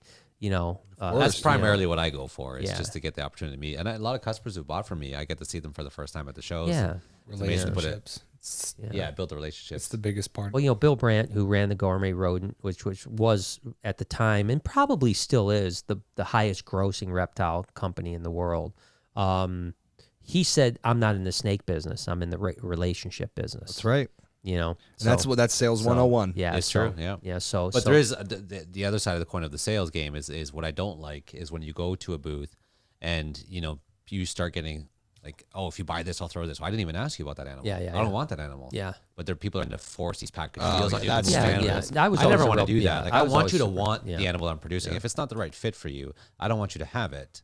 I was probably the most passive salesman. Are you sure you want that? I might want to keep it. You know what I mean? You were trying to keep if you buy this other snake with it, I'll give you 30% off. But I didn't even look at that snake. I don't want that snake. Yeah, push. It's not how you sell things and how you sell your brand, right? Yeah, so I don't like that either. I don't like that approach at the tables. I like the people who just, they're passive. They just give you all the information you need. Spend the time with you. Well, I've always said passive marketing is the best marketing. I mean, if you notice, I mean, although we'll shout out like our Black Friday sale that we always do because we put a lot of energy into it. Outside of shouting out the Black Friday sale on the vlog, we will never ever shout out BHB's website ever. Like we never talk about it. We never say. And you don't sell out of your zoo either. We don't sell out of the zoo either. Yeah, we don't. Completely separate. Yeah, but a lot of people were like, "You should put a shop up where you can sell it." I was like, "Not interested." I say, you know what I sell? I sell experiences. That's what I expel. Yeah. That's the only thing I sell, and plushies. Yeah. Plushies. Cute. You got to see. I might have to leave here tonight with one of those plushies. I'm not gonna lie. I love it, man. I promised my mom and my girlfriend I'd bring them some. Some gifts. Good. So the last Tinley show I went to, you weren't able to come, but I flew in the morning and I was flying out late in the afternoon, and I spent the entire day at the show. And I remember someone asked you, I think it was you asking me, so what did you see that was cool? And I was like, I didn't see any snakes. Really? Yeah, I didn't see anything. Like I saw some obviously, but like I was just talking and having fun and mixing and networking and went to the auction for the first time. And I mean, I flew up there just for the day and to come back. And it's like, what did you see? What's new? What are people working on? I'm like, I even asked you, what did you see? Nothing, man. I was what like, do you mean nothing? Carl's taking his son camping this weekend. Like, man, I missed everything. I think. Yeah. I'll go watch a bunch of people's YouTube videos to figure it out. Well, that's the other reason why I stopped going to shows too, is that back in the day we were the only people filming at shows. So like, we were the only people running around with cameras. Yeah, content was valuable. Now there's 50,000 Yeah, I don't feel filming. Weird vlogging at the shows because there's just so many people doing it that I just feel like it's natural. And now I'm like, why do I want to film what everyone else is filming? So there's no sense. I do have a concept for a video. I'm not going to say it. Definitely not going to say it. But I have a concept for a video. I want to go to a show, a big show, and make this content about the show that is radically different than anyone has ever done before. And I think it's been on my mind for about 2 years now, and I just haven't got it. So hopefully I'll get to a show and be able to see if this concept works. Opt out. I'm out. It scares. It scares. It's new. Yeah, it's new. Don't do it. Don't do it. Becky says, at my son's hockey game, I will catch the replay later. All right, enjoy, have fun. Edward says, got to give Kevin props. He made the first caramel. He did the first hypo and etc. I love all the crazy satanic stuff he's doing, except the rituals, though. No, the rituals are the best part. Yeah, what are you talking about? No, he made a lot more than that. He made spiders. I mean, the list can go on. I mean, he's probably responsible for more single gene base morphs than anyone in the industry. It's crazy. I've actually been following his morph market pretty religiously lately because I've been trying to add a pied retic to my collection. I don't want to get into like breeding other species, but I want a couple of animals that are just for like little projects for him, a little bit different than the balls. Sure, yeah. To really like have something else to do once in a while that's a little bit different. And I figured, okay, if I'm only going to have one or two retics, I want them to be my favorite ones. Yeah. And pieds is one of them. And I know he does a lot of pieds. He does. And I'm trying to find the right one with like, 50% pattern that's blotchy. And I don't like the solid pattern with a white head. Yeah. And it's so hard to find. Wait for the right one. We searched for a couple years too. And Jay Brewer has a bunch of them. I've tried to get a hold of him for so long. I can't get a hold of him. Yeah. Yeah, it was funny. I was out at Jay's years ago when he produced the first. So the original pieds were obviously not very white, right? They weren't that interesting. They were silvery too, right? They're like silver and white, and it still looks great. It looks cool. Don't get me wrong, I love them, but they weren't that interesting to me. Jay finally had the right genes together to make those like 50-50 pieds, and I was actually in California when they hatched, and he hatched, I mean, like a dozen of them or more, maybe even 15 of them. And I was like, Jay, I want one of these. Just tell me what you want for him. And he wouldn't sell it to me, man. He wouldn't sell it to me. And I never did. I kept bugging him, and he didn't sell them to me. So then I didn't buy them from him. That's right. And then I just happened to be down at Bob Clark's when he hatched Neo, and I thought it was such a special animal because not only did it have the jet black, because not all Motley Golden Childs are jet black, right? They can be brownish, tannish. So the one that you bought they're not always like that? Oh, no, not even. As a matter of fact, I saw a Morph Market post today of Bob Clark had a Motley Golden Child, really beautiful, probably 60% white, but the blotches were gray. Yeah, well, they're not black. The one you got is spectacular. It's black, I'm not even kidding. Worth the wait. I may have reached out to Bob Clark. It's funny because I've had about 20 people tell me I saw that because he posted the snake before I bought it. Yes, he did. And Jay Brewer put up one too, similar in timing, and his was, I think Bob Clark's was 5, and Jay wanted 85 for his. Yeah. And I was looking at both of them, and I was just like, now that I saw yours in person, and it's great because mine has red eyes for some reason, which makes it even more interesting. But that's why we call it. Is she friendly? Super friendly. Because I've been told, because I'm not a retic expert at all, but I've been told that pied retics are pieds are definitely that way, but when you start getting them into like Motley Golden Child and a few other mutations, it calms them down. Do they? Okay. Yeah. And if there's one thing I know is I can always hand a snake to someone and tell them it's calm, right, Brian? Yeah, there's a really calm. You got downstairs. Did you get lit up by a Guyana or something? Crushed. Not once, but twice. Yeah, by what? What was it? It was a Guyana. Oh, I called it, dude.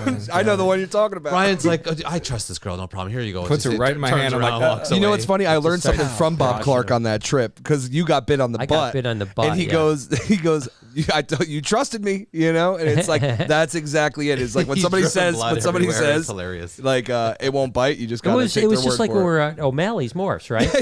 He's like every blood python we pulled out. Yeah, no, these are super tame. Biting. Diamond python in one hand, a camera in the other, and he says, "Hold this. This will work out just fine." And then next thing you know, he's leaking on my floor. He's got, but the good news is we have DNA on. Yeah, so we can frame him for literally anything. If you ever want a bald white guy. DNA baby. Well, what I'm thinking about is now if I want to axe somebody, I can just put a little bit of your blood on the. Yeah, no one else gonna know. No one's gonna know. Then they're not gonna know. Then I obviously did it. Yeah, and we have your confession right here. Yeah, we know online. Yeah, perfect. We know. Great. Everyone Thanks, knows. Man. Go ahead. Susan says, "Hey Brian, was sorry to hear about Guac. Was wondering if any of the holiday stuff is going to have Hanukkah designs. By the way, enjoying the podcast. Always the discussions and guests you have on the show. Well, thank you so much.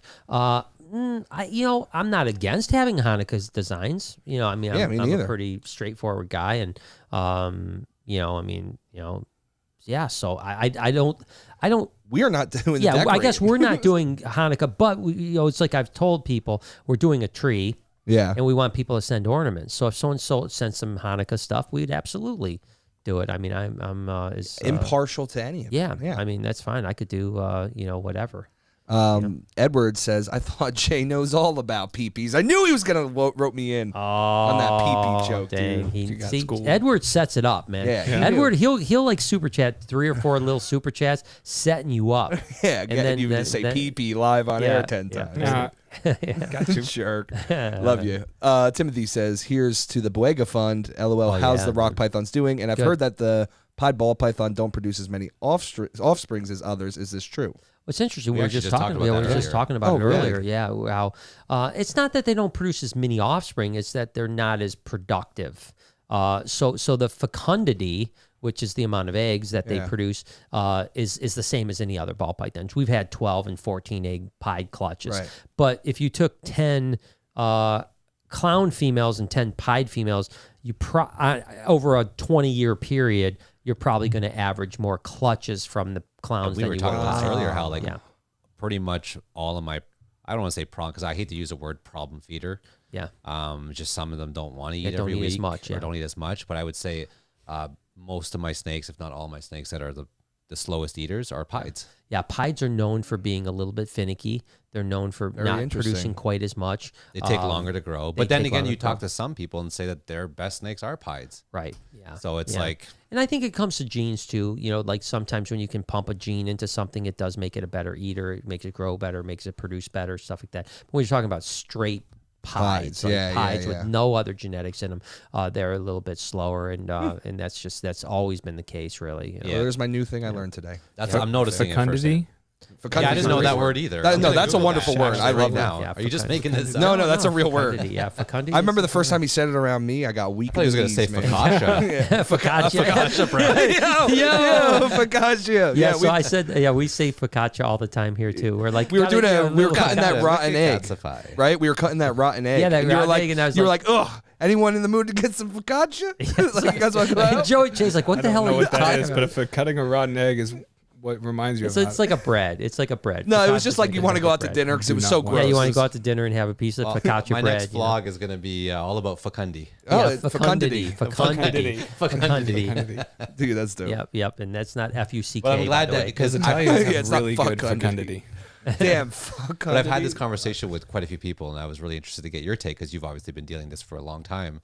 And you're an early adopter of pieds too, I imagine, right? Yeah, in the 90s. second one, yeah. If anybody has like the most experience, you'd be definitely one of them in terms of the pieds. Yeah, we're the second people into the pied market, you know. So I brought my first pied before it was proven genetic. Yeah, because my largest pied female, she's almost 4 years old, and she's still around 1,400 grams, and I'm not going to breed her yet. Like she takes a long time, and that's or my clowns, some of my clowns, they'll breed in under 2 years.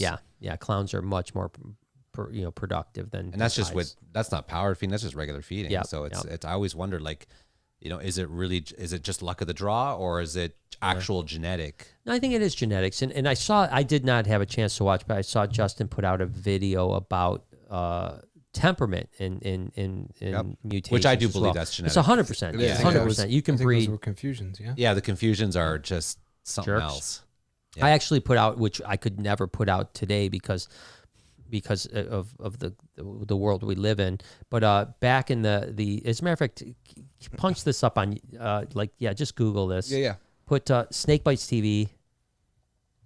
Yep. My snakes are racist. Oh yeah. Oh, boy. And just let's see if it's still there. I'm sure it is. Oh yeah. Yeah. It says racial profiling or something like that.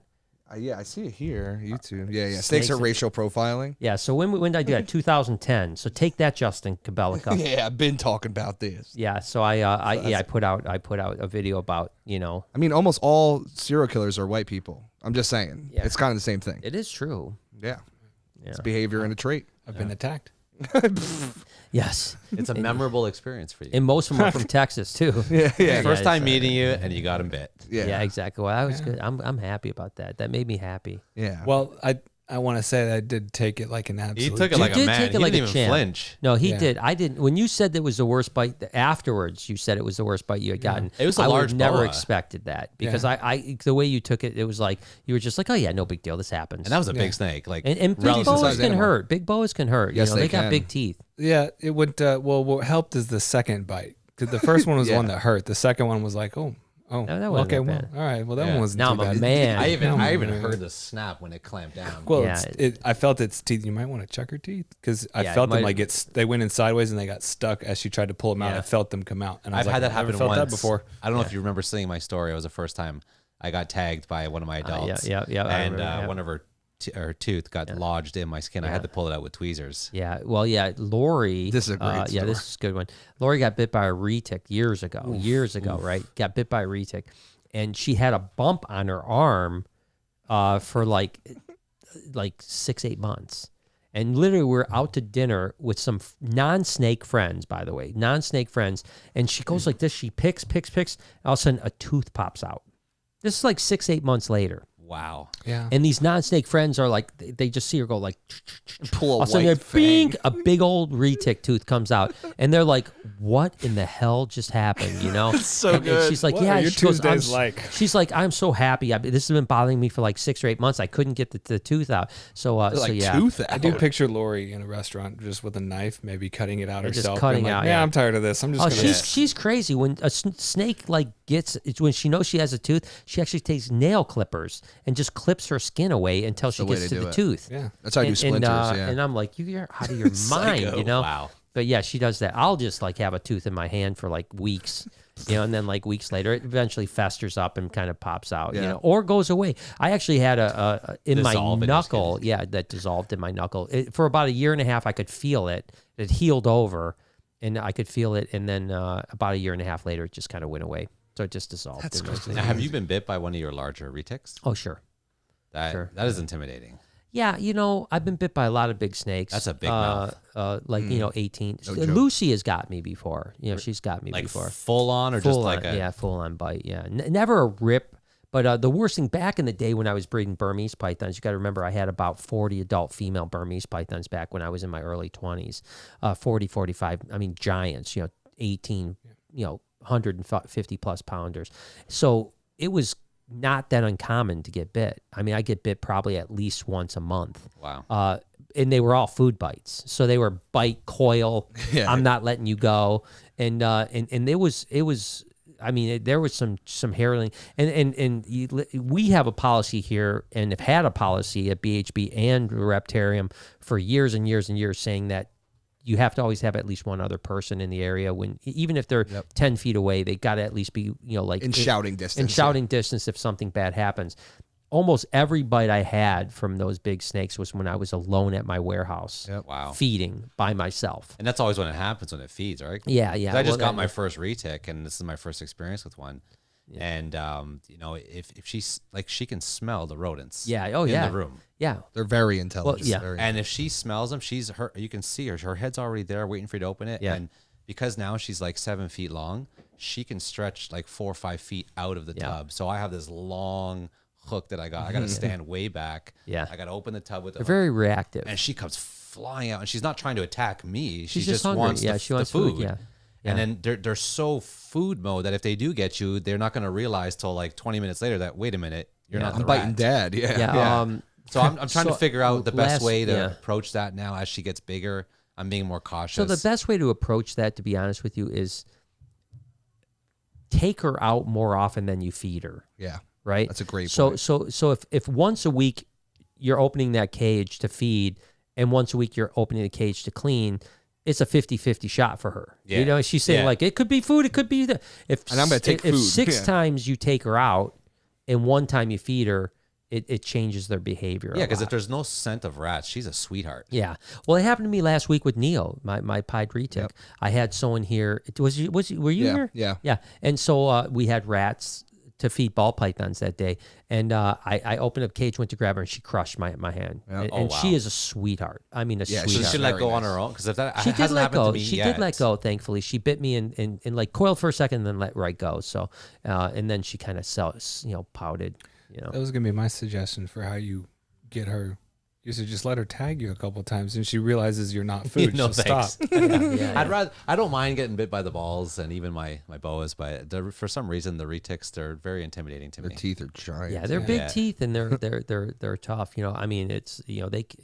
Thankfully, I've lost all response. Like you didn't have any reflex, which was really good. You know, that's the way you take a bite without getting hurt. Yep. Right. Because it's the pulling away. It's the pulling away that gets you. So when you see those really nasty retic bites, most of them are from people pulling away. They can, now males can sometimes, in particular males, 7, 8, 9 foot, can hit you and twist, because they'll battle each other. Yeah, because that's how they fight each other, right? Especially if a male's in breeding mode, they'll go crazy. But if it's female wise, most of the time, even if it's a food bite, it's a straight on coil. It's not a rip. Yeah. Right. So the only way you go to the hospital for stitches is usually when they bite and you rip away. And they're razor blades. I mean, they're freaking razor blades, man. So if you're pulling away, you are literally cutting your skin off, Easily. So as long as you just let it bite, let go, you're good. Yeah.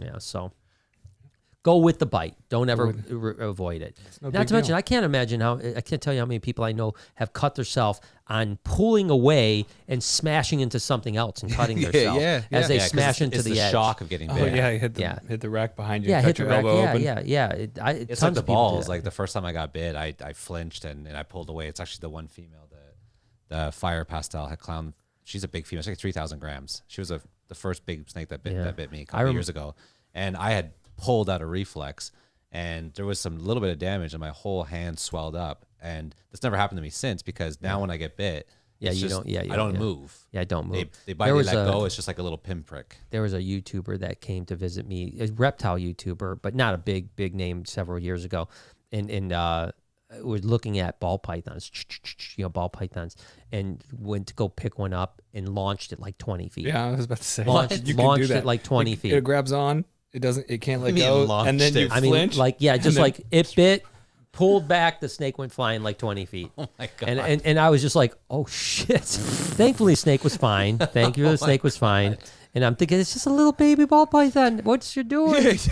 My poor snake got friggin' tossed across the room because you friggin' flinched, Tossed in RJ's pond. I think about that all the time, I think about that all the time. Like if a snake gets loose, oh my God, I never even thought about that. Maybe RJ will cuddle up against it. You don't know. Yeah, no. I'm going to go with a big old no on that. I'm going to go with a probably negatory. But I mean, based on the Florida Everglades, I think your large retics down there will put up a good fight, if not win. Well, you might be right. I saw this video last night on. I was watching TV as I was going to bed, and it was called on the Paranormal Card on Tape or some shit like that, and I'd never seen this before. This is a crazy video. This alligator attacked. I'm talking full on, like 20 feet away, fast as it could swim, a kayak. No. Nice. That's so scary. The craziest footage because mostly they don't do that. They don't normally want to have anything to do with anything. They're puppy dogs, and you just see this alligator come out of nowhere, just like literally 20 feet of as fast go with its mouth open, and it crushes the front, knocks the kayaker out of his kayak. Oh my God! Thankfully, he was fine. He got back up and he was fine. Yeah, those Florida people, dude. I had never seen any alligator. I mean, you see crocodiles do that, but yes, of course. Alligators typically just go underwater. I would have sold myself, tried to regroup and come up with a new plan at that point. Yeah. That wouldn't have worked out well for me. I'm out. Just shitting myself. That's it. Even RJ, you try to get in the pond with RJ, he'll come at you. Yeah. But he's not aggressive towards you. I mean, does he snap at you? So he's good with me. Like I know how to read him, but he'll if you were not experienced, you can get bit. He'll bite you. Yeah. Like I could pull him out right now and you could hold him. Prove it. And he will not But bite if you went in that pond, you're probably getting bit. It's such a pain. It's so heavy, dude. He's heavy as hell. He gets you soaking wet. It's like every time he's someone's like peeing on you. So Mike and Jay upstairs all the time talk me into taking them out. Yeah. And they're like, we're going to take them out. And then they get after 5 minutes of seeing them not being able to take them out, I get them out. I think I saw this when MJ was in town. And that was the other one. Yeah. That was and they're like, we'll get them out for MJ. And I'm like, okay. So I sat back. Bruce got in there. He got all wet. He almost got killed. Then Mike tried to get him. He couldn't get him. I'm like, all right, guys, back up. Let the master come in. I'll go get him, and I take him out. But it's a pain. I don't enjoy it because now, when he's in a different setup, like when at the Reptile, we're going to have it to where he can come out. Right. And then he's not wet, because right now you go in there, you're getting soaking wet, If you get him out on land, he's pretty easy to deal with, so, yeah. It's like the individual who he brings Bubba to the shows. Yeah, Jim Nessie. Yeah. I remember I was chatting with him, and he was saying how the only reason why he has tape around its mouth is because it's legislation. Jim, but he said if he would trust him around kids, even he did for years. 15-foot. He did for years. Animal that he wouldn't be Dude, scared. I saw kids kiss that thing on the mouth without any before the legislation. That's also like a Guyana red-tailed boa. Yeah, but you know, unfortunately, unfortunately, it's instinct. down in Florida now. So Jim retired. You know, so he moved it. Bubba down, and he goes visits them, I guess, but there's no interaction with them now. Is it at Gatorland? No, I wish it was at Gatorland. I don't know the facility it's at, so but it's right down. No more. And nobody else brings any other one there. No, it's done. That was a really cool experience. It was a great experience, and I always supported Jim. I've known him forever, and when he moved, I was trying to get Bubba. Yeah, that's right. Really? Yeah, I was trying to get Bubba because how come you couldn't? He wanted, he still loved that animal. He loves it, and he wanted to be close to it, even though he knew he wasn't going to be able to work with it on the same level that he worked with. But that alligator was raised around educational shows every day, and he was. You know how much he weighed? I know exactly how much he weighed. Just over 350 pounds because I picked him up many times. Not myself, but along with other people. Giant. It was a big, heavy. And now he has no alligator. interaction at all with people. So in Florida, you're not allowed to have those interactions unless you work at the place. Yeah, I guess, right? Well, even if you work at the place, you can touch them, but you can't have other people. Yeah, yes, How of old was he? course. Yeah. I think he was about 10, 12 years old. So he was Bubba number 2, right? So the first Bubba died. Oh, wow. And is that the one that I heard that was with Steve Irwin used to do shows with? Yeah, Steve Irwin used to do with the first Bubba, and the first Bubba was more lethargic than the second Bubba. So I actually like the second Bubba a little bit better because it would move around. I mean, it would actually sitting on top of him. And I mean, like the first Bubba would just be like boom, and like nothing. I mean, like it could have been a stuffed alligator, like a refrigerator. Yeah, and so the second Bubba was. I think the first Bubba was a girl. So they stay smaller, and then the second Bubba was a boy, and he was amazing. It is a great animal. The first time I went to the Tilling, I think he was responding to commands, like yeah. You literally just tell him to move, and he would move. Oh yeah, we do a lot of training with our alligators. You can do all kinds of Pepper different will stuff. get there, right? They're very smart. Yeah. You can train them to do almost anything you want. They'll know. They'll not only know your voice, but they'll know their name. Mm-hmm. So you can actually call it, like they'll ignore your voice, but if you call their name, they come over. That's incredible. They're much more intelligent than people give them credit for. And Jim definitely did an amazing job with his for sure. Let Roses Burn says, at shows I go early access and check every booth at least 3 times before any purchase, just to gauge people to see who's worth dealing with. I agree. That's the way to do it. Now, the only downside to that, of course, is if you find an animal you really want, you go around the third time and it's gone. That's the only problem. That's why I felt so bad. You go to the shows and the regular folk that come in on the Saturdays and Sundays. By then, everything's gone because everything that's Friday's the day. Yeah. You have to be there on Friday. You have to get the VIP and you have to get a chance to see some of these animals before you hit the weekend. I think it's even worse now. I think that if you know what you're going to a show for, let's say you want one of the double visual recessives, you're not even going to get it at a show anymore. You have to know who made it, and you have to have a personal relationship. Yeah. This year, it's been very apparent. That's even like it doesn't matter what the prices are. It doesn't matter. A lot of stuff doesn't even make it the morph market or advertisements. It's not going to a show anymore. It's everything. The show's more for like networking, it seems. Then, it's been so challenging to pick up new stuff this year because there's just been I think COVID really skyrocketed the demand for a lot of stuff. Yeah, the last 18 months in particular, like I said, I think it seems to be slowing down a little bit now. But the last 18 months where it's fever pitched, I mean, we would get, we'd put 100 snakes on the web. Literally last year, I am not kidding you, we would put 100 ball pythons on the website. The minute we posted, we'd start having sales. The minute. Yeah, I believe it. And we would sell 50 of them in the first 3 hours. I mean, that's how quick sales were. This year, sales are still good, but they're definitely not what they were last year. Like I said when we were talking earlier, right around September this year is when it started. Like the summer was just insane. Yeah, the summer was still good. Yeah, and then just recently, but I don't mind that much. Like this is the fullest my racks have been at this time of year in the last 3 years. But I don't mind that much because I know that in March, if I still have 50% of the inventory I have now, which I probably won't, but even if I did, March they'll sell because that's when less stuff is available and you know, people start getting taxes and stuff like that, and they sell. So I don't care. I mean, you know, obviously you can see both sides. One side is, you know, you want to get rid of your stuff, so you know, so you're not taking care of it. You know, there's less labor and less overhead. On the other side, you know, it's nice to have stuff available when other people don't have stuff available. Yeah. Because then people are visiting your website and continue the traffic, you know. I think patience is key at the end of the day. Yeah, I don't care either way. Yeah, I mean, it's like, I mean, whatever happens, you know. I have a question for you, actually. You mentioned a few times that, like, Justin, is the leaders in the industry now are different than the leaders in the industry a decade ago. Yeah. There's obviously new people entering the market, like JP and myself, even more recently than that. And we're going to have those new leaders as who we're looking up to. Sure. What should we be doing to make sure that we continue the hobby or the business in the right direction and not go backwards? Yeah.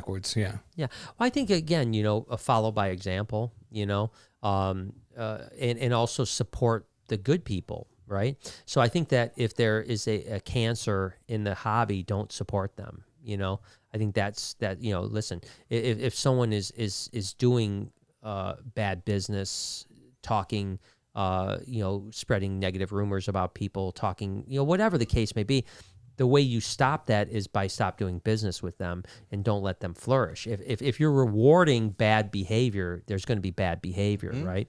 So I think that as the next tier, it's your responsibility to have the same type of exemplary business acumen as the people that you admire.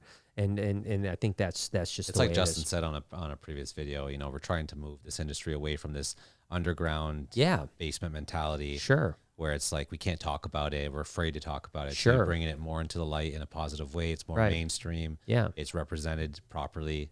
Yeah. And the industry grows that way, and I think it's just to be positive for everybody.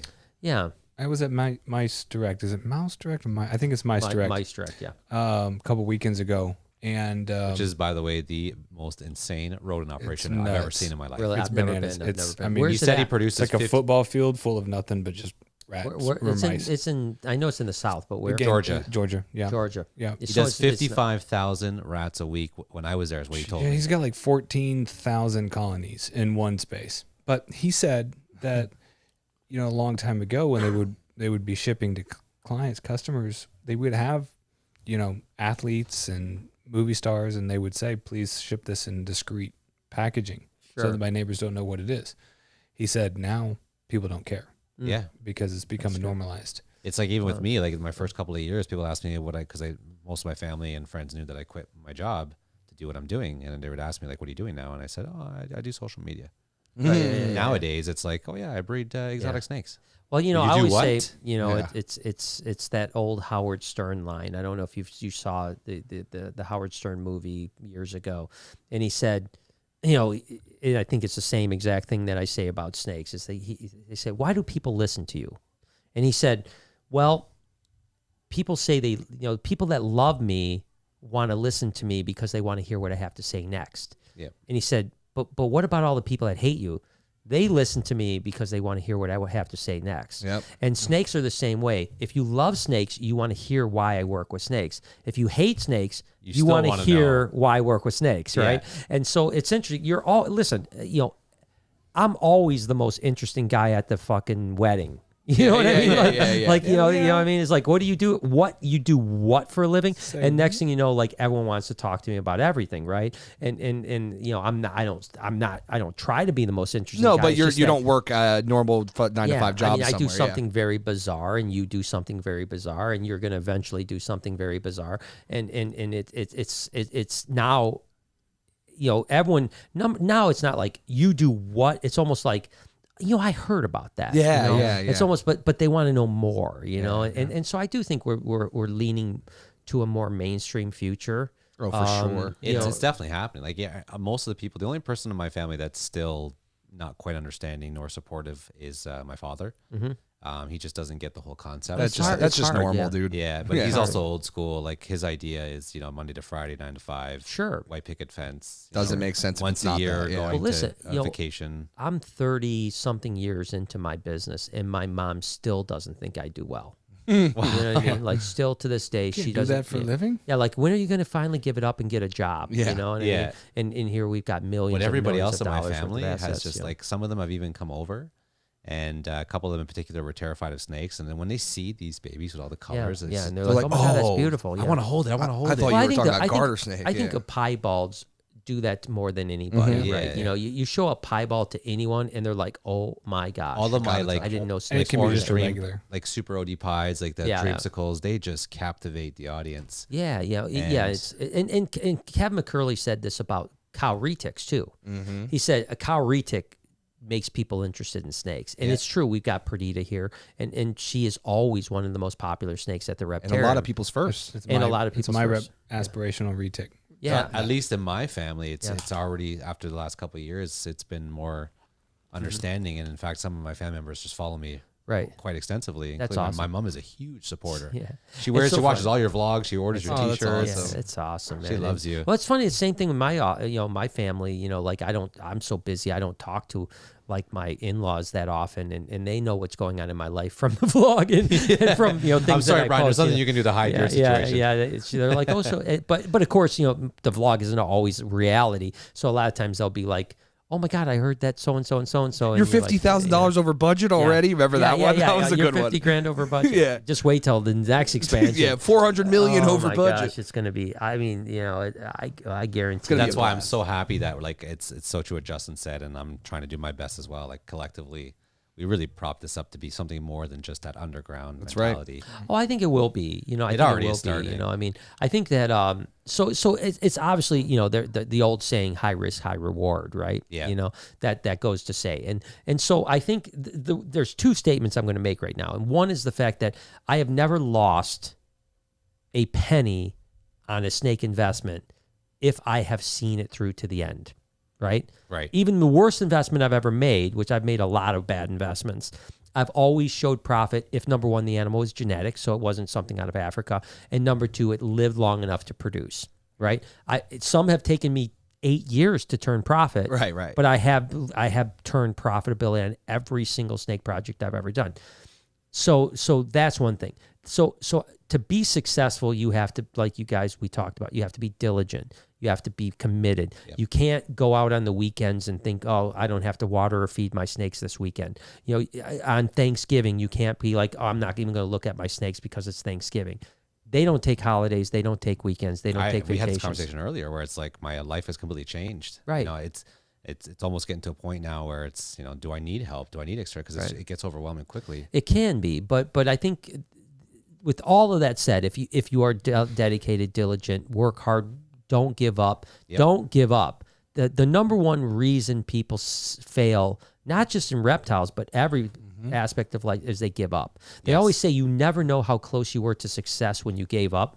Yep. Maybe you're 1 minute away from this success. Yeah, one social media post or whatever. And so there's going to be periods of downtime. Like there's going to be hardships. Oh my gosh, yeah. It's starting up when you're spending maybe 6 digits just getting into the business.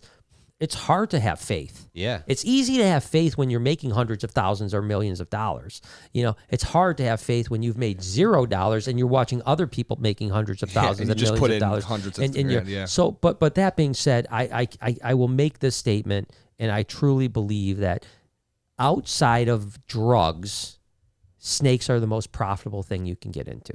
I believe it. Because I am a guy that came from a very lower middle class family. I had $3,000 seed money. Okay, $3,000 seed money to start my business. That is now worth $10 million or whatever. You can't. But you worked your. I worked my ass off, yeah. right? But at the same time, my point is that to get to that level with $3,000 legally is hard to do. Yeah, it's almost impossible. Unless you start up a software company that hits still, whatever. But that's like playing a lottery ticket. I worked. So there's not a lot of investments that you can go to that level. So I agree that ball pythons and snakes in general. I would almost say it's one of the more secure investments as well. Right. It can be compared as to long the as stock market, crypto, the swings. Like at the end of the day, if I buy a female, regardless of her value, she's a female. She's going to stay on my shelf for the next decade. Yeah. I could get a clutch every year, or even if it's every other year. Yeah. And she'll return her value 5 times over the course of it. As long as you do it right. You take care of her, you give her the proper care. You breed those things right. Yep. You asked early on, like, what was the one thing that we think we've done well and not well? I think that a lot of people getting into this, they're really enthusiastic.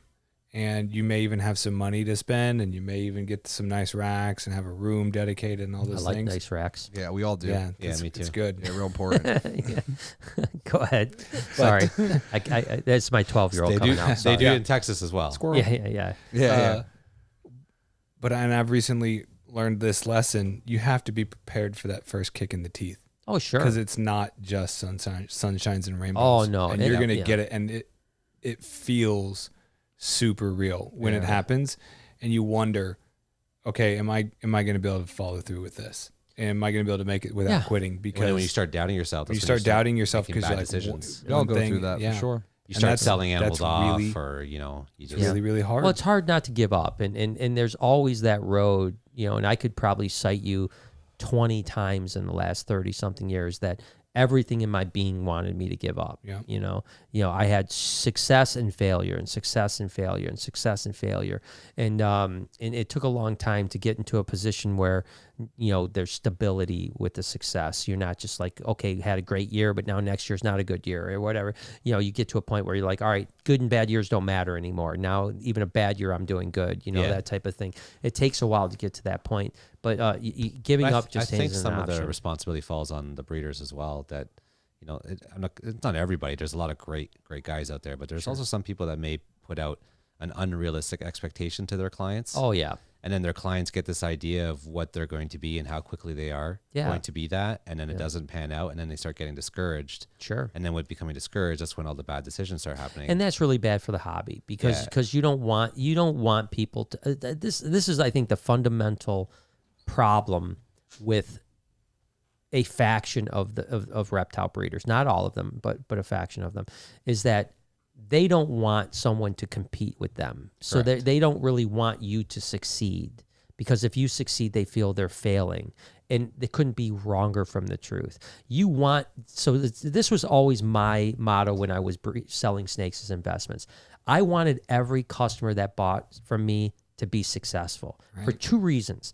Number one, that one success story is going to spider into 10 success stories. Whether that person ever spends a dime with me again doesn't matter, because if he's successful, he's going to create more customers that may eventually spend money with me. That's the right mindset to have. And unfortunately, again, I say this a million times. Jay hears me say it all the time.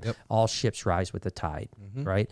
And but unfortunately, whether it's social media, whether it's ball python breeding or business in general, a lot of people get jealous and don't like you to succeed. They want you to fail, and this is what I've told people, and maybe this is some advice to you guys, is that someone failing does not make you more successful. Period. No, it doesn't. It never makes you more successful. There's not one time that someone failing is going to make you a better business, right? So why not just encourage people to be successful? Right. That's why I encourage my competition on social, and I'm always promoting people on social that are my competition. Is because I don't care, because if they're successful, it doesn't mean I'm less successful. As a matter of fact, if they're more successful, maybe I will become more successful. Yeah, more people are looking at animals that we love. Yeah, I think there's just so much demand too right now, and has been for the last 3 years. It doesn't really matter if someone else is going to be as successful as you. It's not going to impact you. Right. Well, and that's the thing. If you build the right network, it doesn't matter. Yeah. It doesn't matter. I mean, and that's where you go back to what you said earlier, Jordan, about social, right? Yeah. Is that when someone's going to be spending $1,000, $5,000, and you got to remember, to one person, $1,000 is $10,000, or $20,000 or $100,000. Yeah, it's all relative. It's to their all income. right.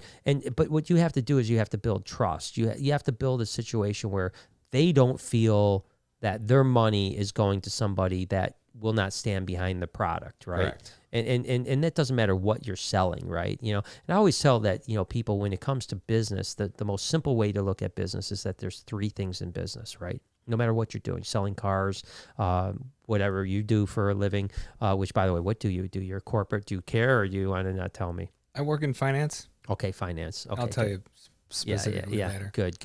Not allowed to have public appearances. Okay, cool. We'll talk about it. Seriously? We'll talk about it. So the point is that there's three things in business, no matter what you're doing. It's quality, price, and service, right? That's all that matters. Quality, price, and service.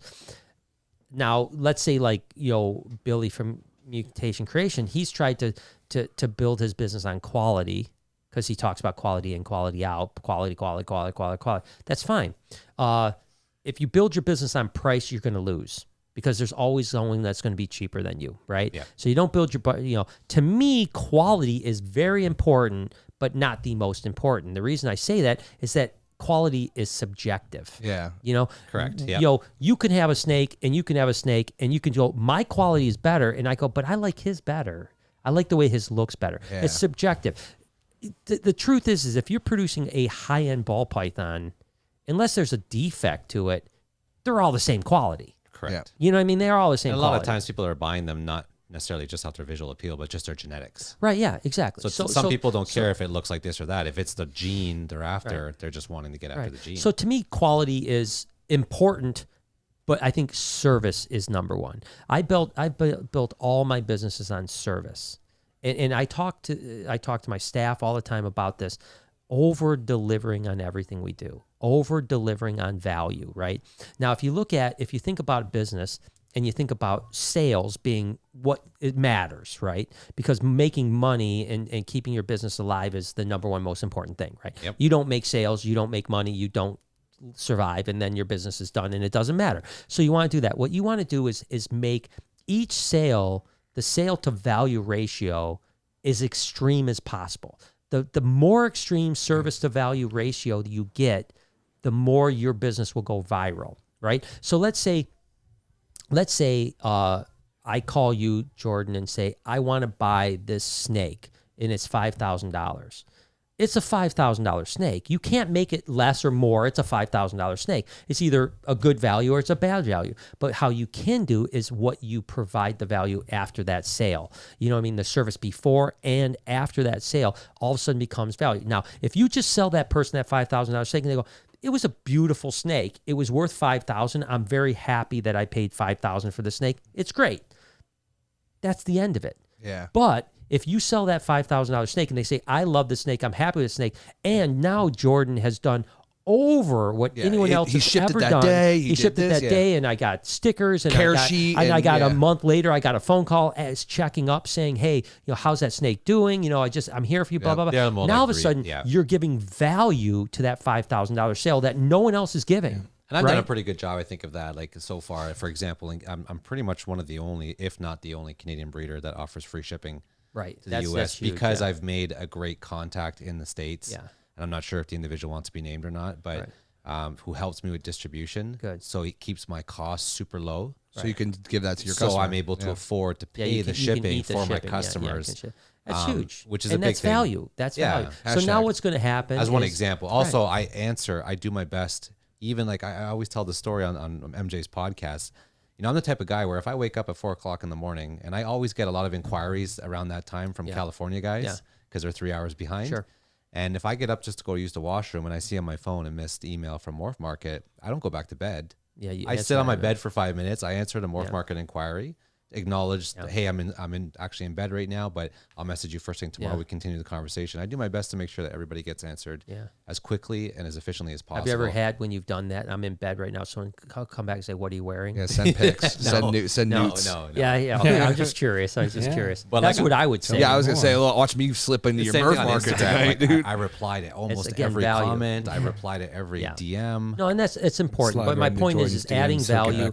And the thing is, the more value you add to the sale, the more viral your business becomes. Correct. Right? So that's like at the Reptarium, we could charge $25 to get in, and people would be happy.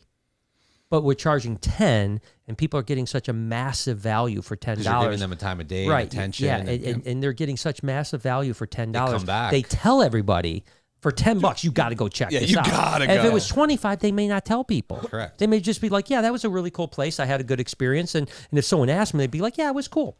Yeah. But now they're getting such good value. Like, hey, as a matter of fact, Jay, you didn't hear this story. Which one? This happened last night. I wasn't here. Lori was here. I was at the basketball game. And ironically enough, someone that we went to church with like 20 years ago came in. No way. Yeah, but this is how they came in. They live in the area. They were on a business trip in Atlanta, Georgia. They got in an Uber, and the Atlanta, Georgia Uber guy said, "Oh, where are you from?" He said, "Oh, I'm from Detroit, Michigan area." The Uber driver said, "Oh my God, I gotta get up there because there's this place called the Reptarium," and blah blah. And he goes on this like 20-minute thing about the Reptarium to a guy that lives right down the street who happens to have known us 20 years ago from our church. So this That's guy comes insane, in last dude. night and brings his family last night. That's value. Yep. It's But important. that's what separates a lot of the guys at the top versus the guys that are not at the top. And Justin's a great example of that. That's You know, right. He adds value to. I mean, when you buy from him, you feel like you're getting something that you can't get from somebody else. Listen, my facility, reptile breeding facility, isn't meant for value at all.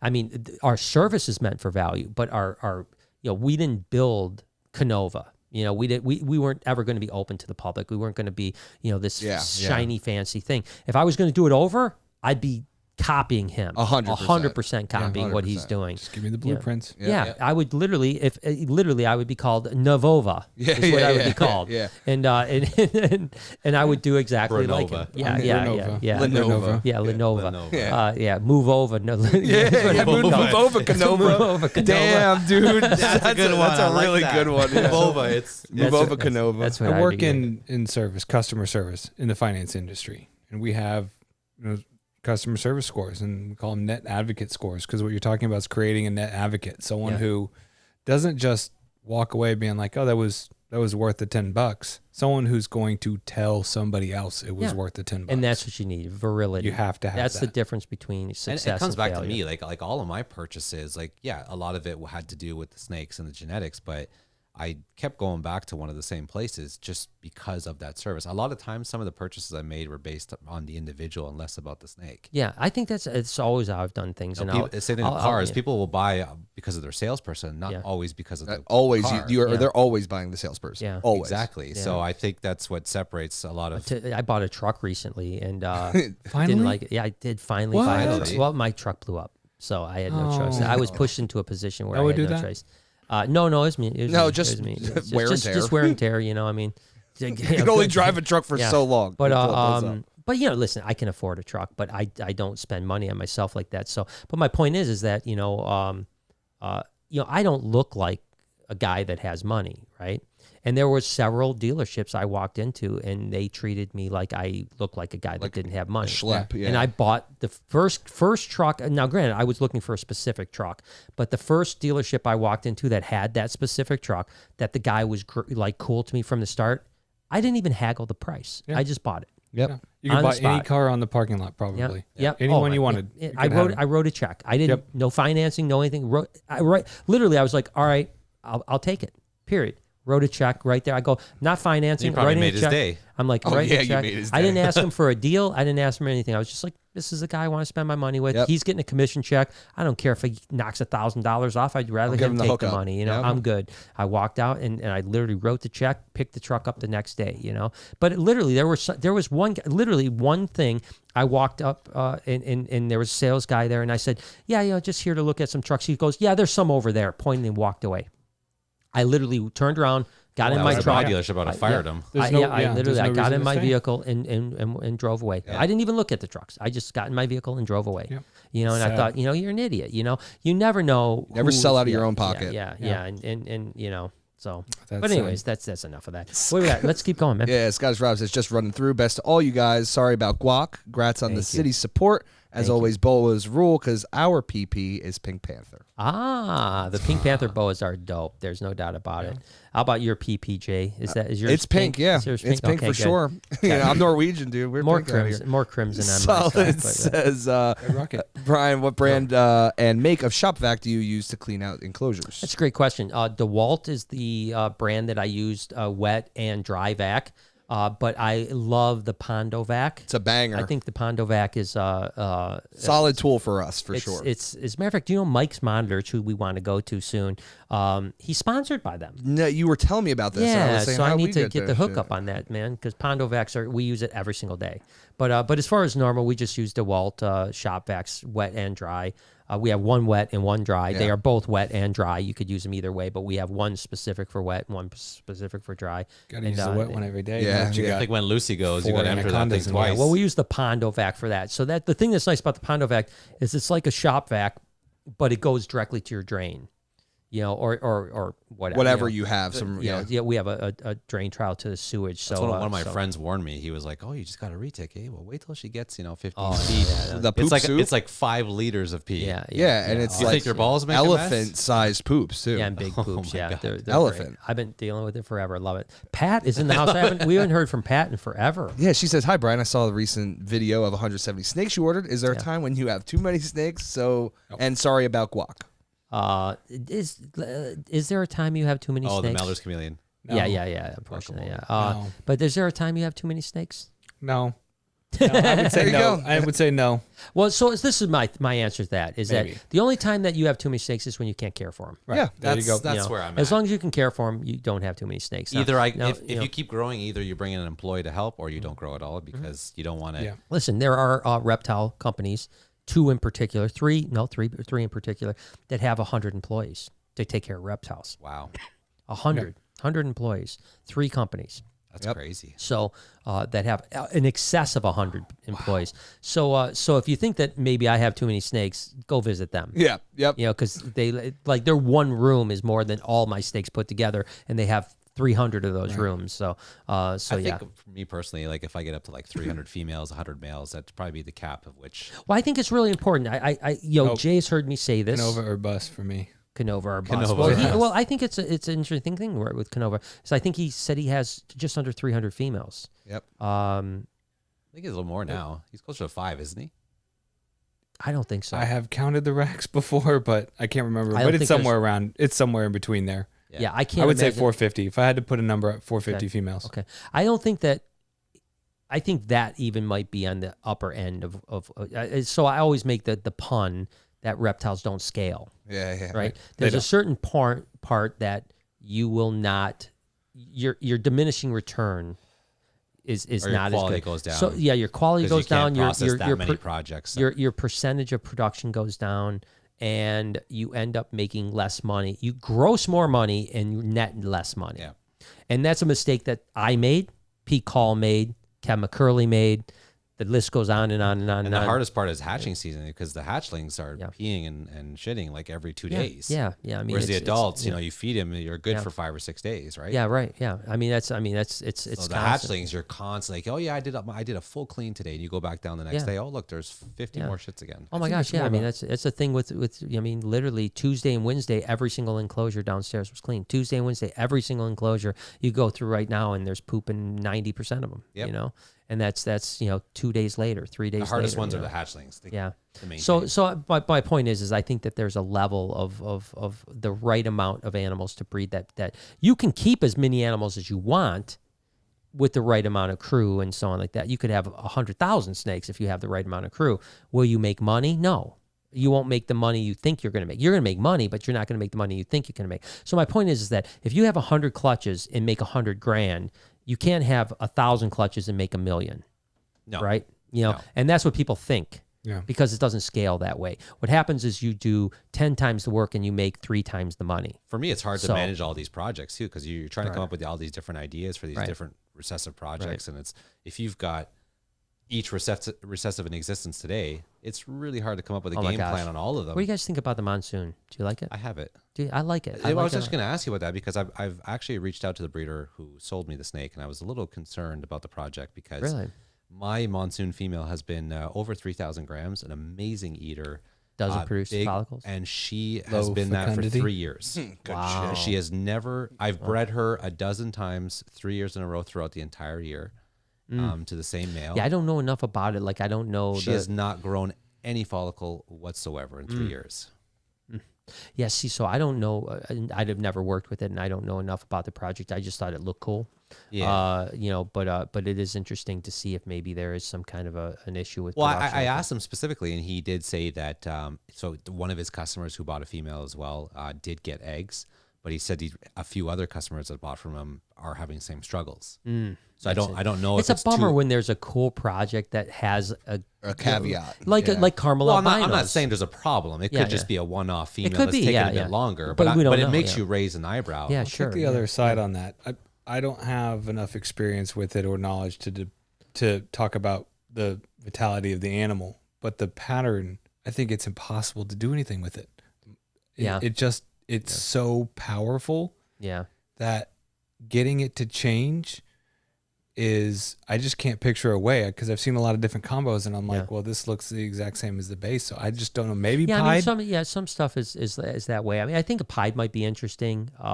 I think that There was a guy in South Africa that made a snake. It wasn't a monsoon pied. I don't know if you ever saw it. I forget what it was, but it was something, and it looked exactly what I envision a monsoon pied to look like. Oh, okay. And if that is what a monsoon pied is going to look like, then I think it's going to be out of this world. Yeah, and that's what I think. I think that's possible.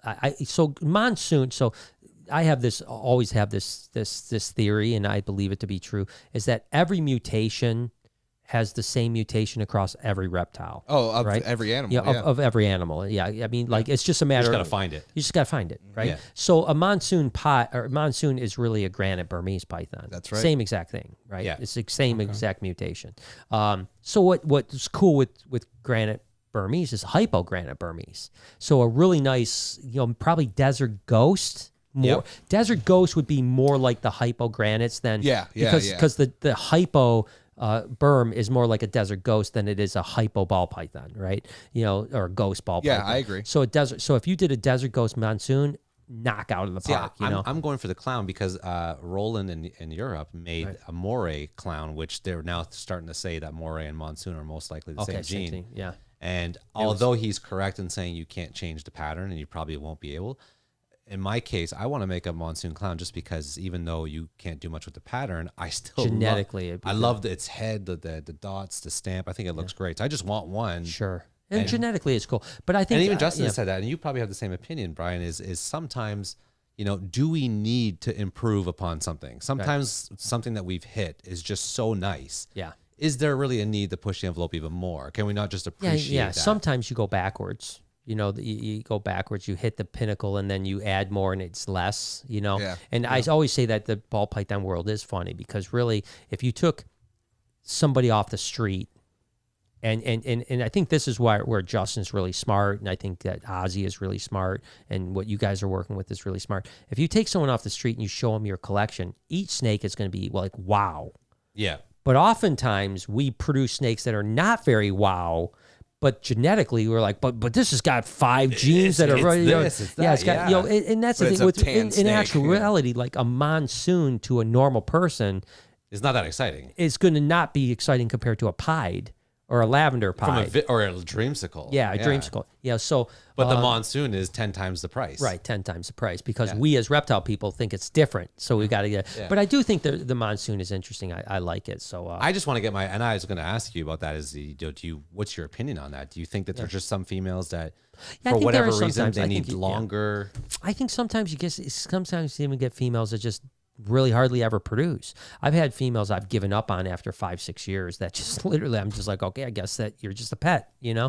You're not going to ever produce for me. It doesn't happen often. It's rare, but it does happen, Yeah, and then you do have the other side, like Carmel albino females, where that way produce. they can produce, but it's rare for them to produce. Or you got, the real ghosts, not desert ghosts, that females can't produce. cannot produce. So you might have a monsoon that the male breed like crazy, but maybe the females just don't all have of the, the you know. all of the locks I've seen are from males, but and there are some females out there that are on eggs for sure. Sure. So they can't But produce I the haven't same thing seen with many. well, that's just the same thing with caramels. There are production. I produced caramel eggs before, so back in the day. So I know that caramels can breed. It's just rare. It's just not as common. So, it But could be again, the same I'm not thing. flagging it at No, all. no. I'm just saying that this is the we're just experience I'm talking. having with my personal We're just female. talking, and that could be the case, or it could be not. But I'm definitely watching the situation very closely amongst other people that are in the project. Yeah, as if well. all of a sudden you get 10 clutches of monsoons this year, then your female's just a dud, or going to take your or she's time. just taking her sweet time. Yeah, she's taking her time. Yeah, That's a good one for me to just watch from the sidelines because I don't have a passion for it, and I'm just simply not going to do anything that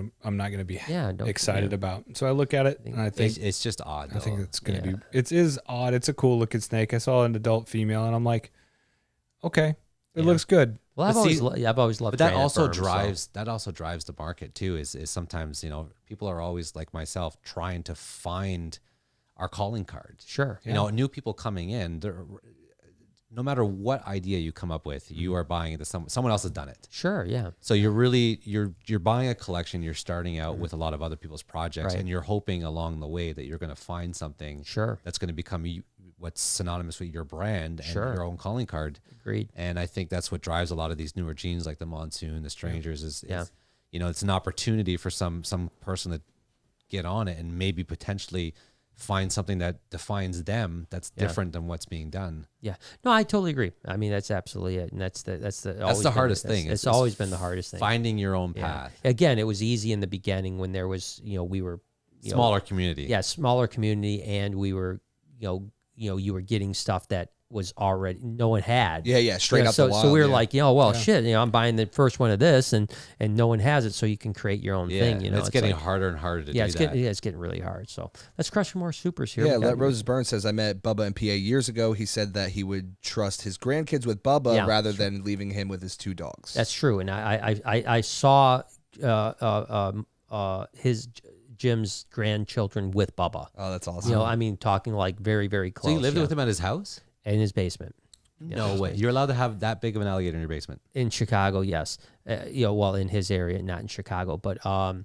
And I literally saw Bubba climb up the stairs into the van. Climb up the stairs. Can you imagine the neighbors just seeing this giant alligator walking its way across the driveway? Looked at by the neighbors like I'm going sideways because I have 3 Great Danes. I can imagine if I just walk my alligator outside. He used to leave his alligator out front, and he said his mailman would come every day and say hi to it. Just walk right by and say hi. You can do that in Chicago, no problems. He was in a suburb of Chicago, but yes, you could. Yeah. Wow. Yeah, it's crazy, right? Scottish Rob says, Bubba was awesome. Have a great pic of my daughter with him. Yeah, I love it. I have so many pics of him. It's not even funny. Blue Salad says, got to meet Brian at Reptarium Grand Opening 2.0. He was nice in real life as well. Just put my spiny flower mantis in the freezer. Had a full life at 7 months. Yeah, that's the problem with mantis. But I'm glad that please come back, and the place has changed a lot since the opening. Lots of new stuff. Lots of new stuff. But thank you so much for your kind words. And that's the sucky part about some bugs is that their lifespan is so short. And it's a bummer. Especially with the real beautiful. They're really beautiful. Yeah. So sorry you had to lose your little mantid. Austin says, what up, Snake fam, and welcome to the cast, guys. Always good to catch a live. Here's some love and pumpkin lorries in the future. Maybe have an awesome night. Pumpkin lorries. That's a juxtaposition, though, because you've got an axanthic animal and a colorful animal. You don't know if it'll negate, but you never know. Because look at the banana lorry sitting. Yeah. And that's the thing. It could also, the other thing that could happen is it could just clean it up or reduce the pattern. The hue. Because what's happening is I showed you guys the pumpkins. Some are very orange and some are just really reduced. Yeah. It like reduces the pattern. So it's. I like the idea of taking 2 things that are gonna clash, and one's either gonna win over the other, or they're gonna explode. Well, the thing I love about what we've done with ball pythons. And when I say we, I really mean everybody else. Is I like the fact that we figured out stuff like, champagne is an overpowering gene, right. But if you mix it with enchi, you bring pattern. Yeah, that's so cool. The same thing with cine, where Cine pides, like cine pides, but you can mix Enchi leopard. Leopard in or Enchi in, and you bring back more pattern to it, and you can actually get a cine pied with pattern. You open up and a lot of on doors, and on right? and on. It goes. I mean, It's like the Enchi Pompeii, right? Well, yeah, it's crazy. I kind of want to work, and I don't know why, because I ultimately don't think it'll be successful. I really want to work spot nose pieds for whatever reason. Yeah. Don't they make the spides, the head? And it's a spides white are snake? just heads. Yeah, I don't know if you produced an Enchi spide if it would have pattern. I would assume it would. Yeah, I think everybody's just been so keeping away from the whole spider pie that they haven't given an opportunity to see if maybe another genes would bring back. The spot nose does the same thing to pieds that spider does. Yeah. But I think that the spot nose head stamp is just so cool that I want to get that in a pied and find a way to bring that pattern back. And I don't know why. That's always just been an interest to me. Yeah, I think the only downside to the spot nose stuff, which has obviously been so vital to clown stuff, is that the super version isn't very successful. So that's a little bit of like, you wouldn't want to breed two Batmans together. You know what I mean? So we talk about this all the time because all the clown stuff, right? Everything's clown is spot nose and yellow belly. Yeah, and you really just can't. Yeah, you can't do either one of those. Yeah, you can't do either one of those. Yeah. You're so at dead end on both ends. Makes it really hard to find the males to pair to the females. That's my problem right now is 80% of my females are spot nose and all my males are spot nose, my best males. Yeah. So you can't do those together. Yeah. You can't do so them together. I know that sometimes some breeders will still do a couple of pairings just to get certain genetics, but well, they look killer. They just don't do well, It's not all of them though, right? Like some of them do come out okay. Some do okay, yeah. But do you want to take that risk? I mean, that's it's the ethical. So now I'm trying to pick up some males that have a little bit less spot nose, a little bit less. Like I just bought a red stripe clown for really cheap the other day, and I got a few messages like, "With your collection, why would you buy a red stripe clown?" Yeah. Because you can breed it. I got yellow belly and spot nose in all my females. I need something a little more basic. Yeah, and that's not a bad thing. Blue Salad says, I had two. He was suffering. Worst part of the hobby. I don't know exactly what that was about. I'm assuming that maybe. I was thinking maybe guac or something. Yeah, something like that. So yeah, it is the worst part of the hobby. There's no doubt about that. And then that's all I got, Mr. Brown. Wow, that's awesome. Wow. Well, guys, this has been fun. Let's end it here, and I can't thank you enough. Obviously, guys, I'll put your all your stuff in the description. So go show these guys some love. Oh yeah. Thank you so much for being on with us tonight. Yeah, it's awesome. We still have some time to go play with some animals and stuff like that before the end of the night. See if we can go get bit again. Yeah, I'm thinking that I gotta see Night Fury. Oh yeah, they'll bite you. Okay, I'm just kidding. Here, hold this. Yeah, There's only one animal, two animals actually in your entire reptarium that I will not go anywhere near. What's that? Is number one the croc monitor? Okay, yeah, that's a good one. I don't want to mess with that. That's understandable. I'm out. And then for some reason, just Lucy, it just scares the hell out of me. She's fun. She's been real striky lately. Yes, she is. Yeah, massive. you go in her cage, she'll strike every time. You know. I think that her body is wider than my torso. Yeah, she's a bigger. She's cool though. But we have a great relationship, and I know exactly what she's going to do. So she bit me years ago, and I haven't been bit by her in like 5 years. But if she bites you, she's not going to try to constrict you. She'll just no. She's a bite or let go. She's a bite and let go girl. Yeah. But she's been extra frisky lately. Yeah, she has. Yeah, extra frisky lately. So and then the croc is you're right. I mean, even though it's calming down, it really is. That's dangerous. I always say it's the most dangerous animal in my collection. Yeah. That's the one that could put the most damage. Yeah. You get bit by that animal, you're going to the hospital every time. Yep. Yeah. Not once in a while. You could lose fingers. You're most likely having surgery. Yeah. Yeah. Most likely having surgery. What was the individual? Tom Crutchfield? That's who we were talking about. Yeah. Okay. Yeah. I have seen that one. Yeah. Tom got a nasty. He had like several surgeries. I mean, and he still hasn't gotten full function of his fingers again. Yeah. And I don't want that. And that was an accidental bite, right? Yeah. Oh yeah. It was a nip. He said. He just said a nip. He said it wasn't even a full on like bite. Yeah. That's like serrated teeth. Yeah. And Bruce got just nicked by baby Kush when it was about half that size. Almost like got hit by one tooth. One tooth just grazed him, and he could have probably gotten 5 or 6 stitches. Yep, that's he ended up just like gluing it up and stuff like that. But he still has a pretty gnarly scar, and that was just like that was half the size. And I'm talking like a graze, wasn't a bite. Like the mouth was never opened. It just grazed them. Yeah.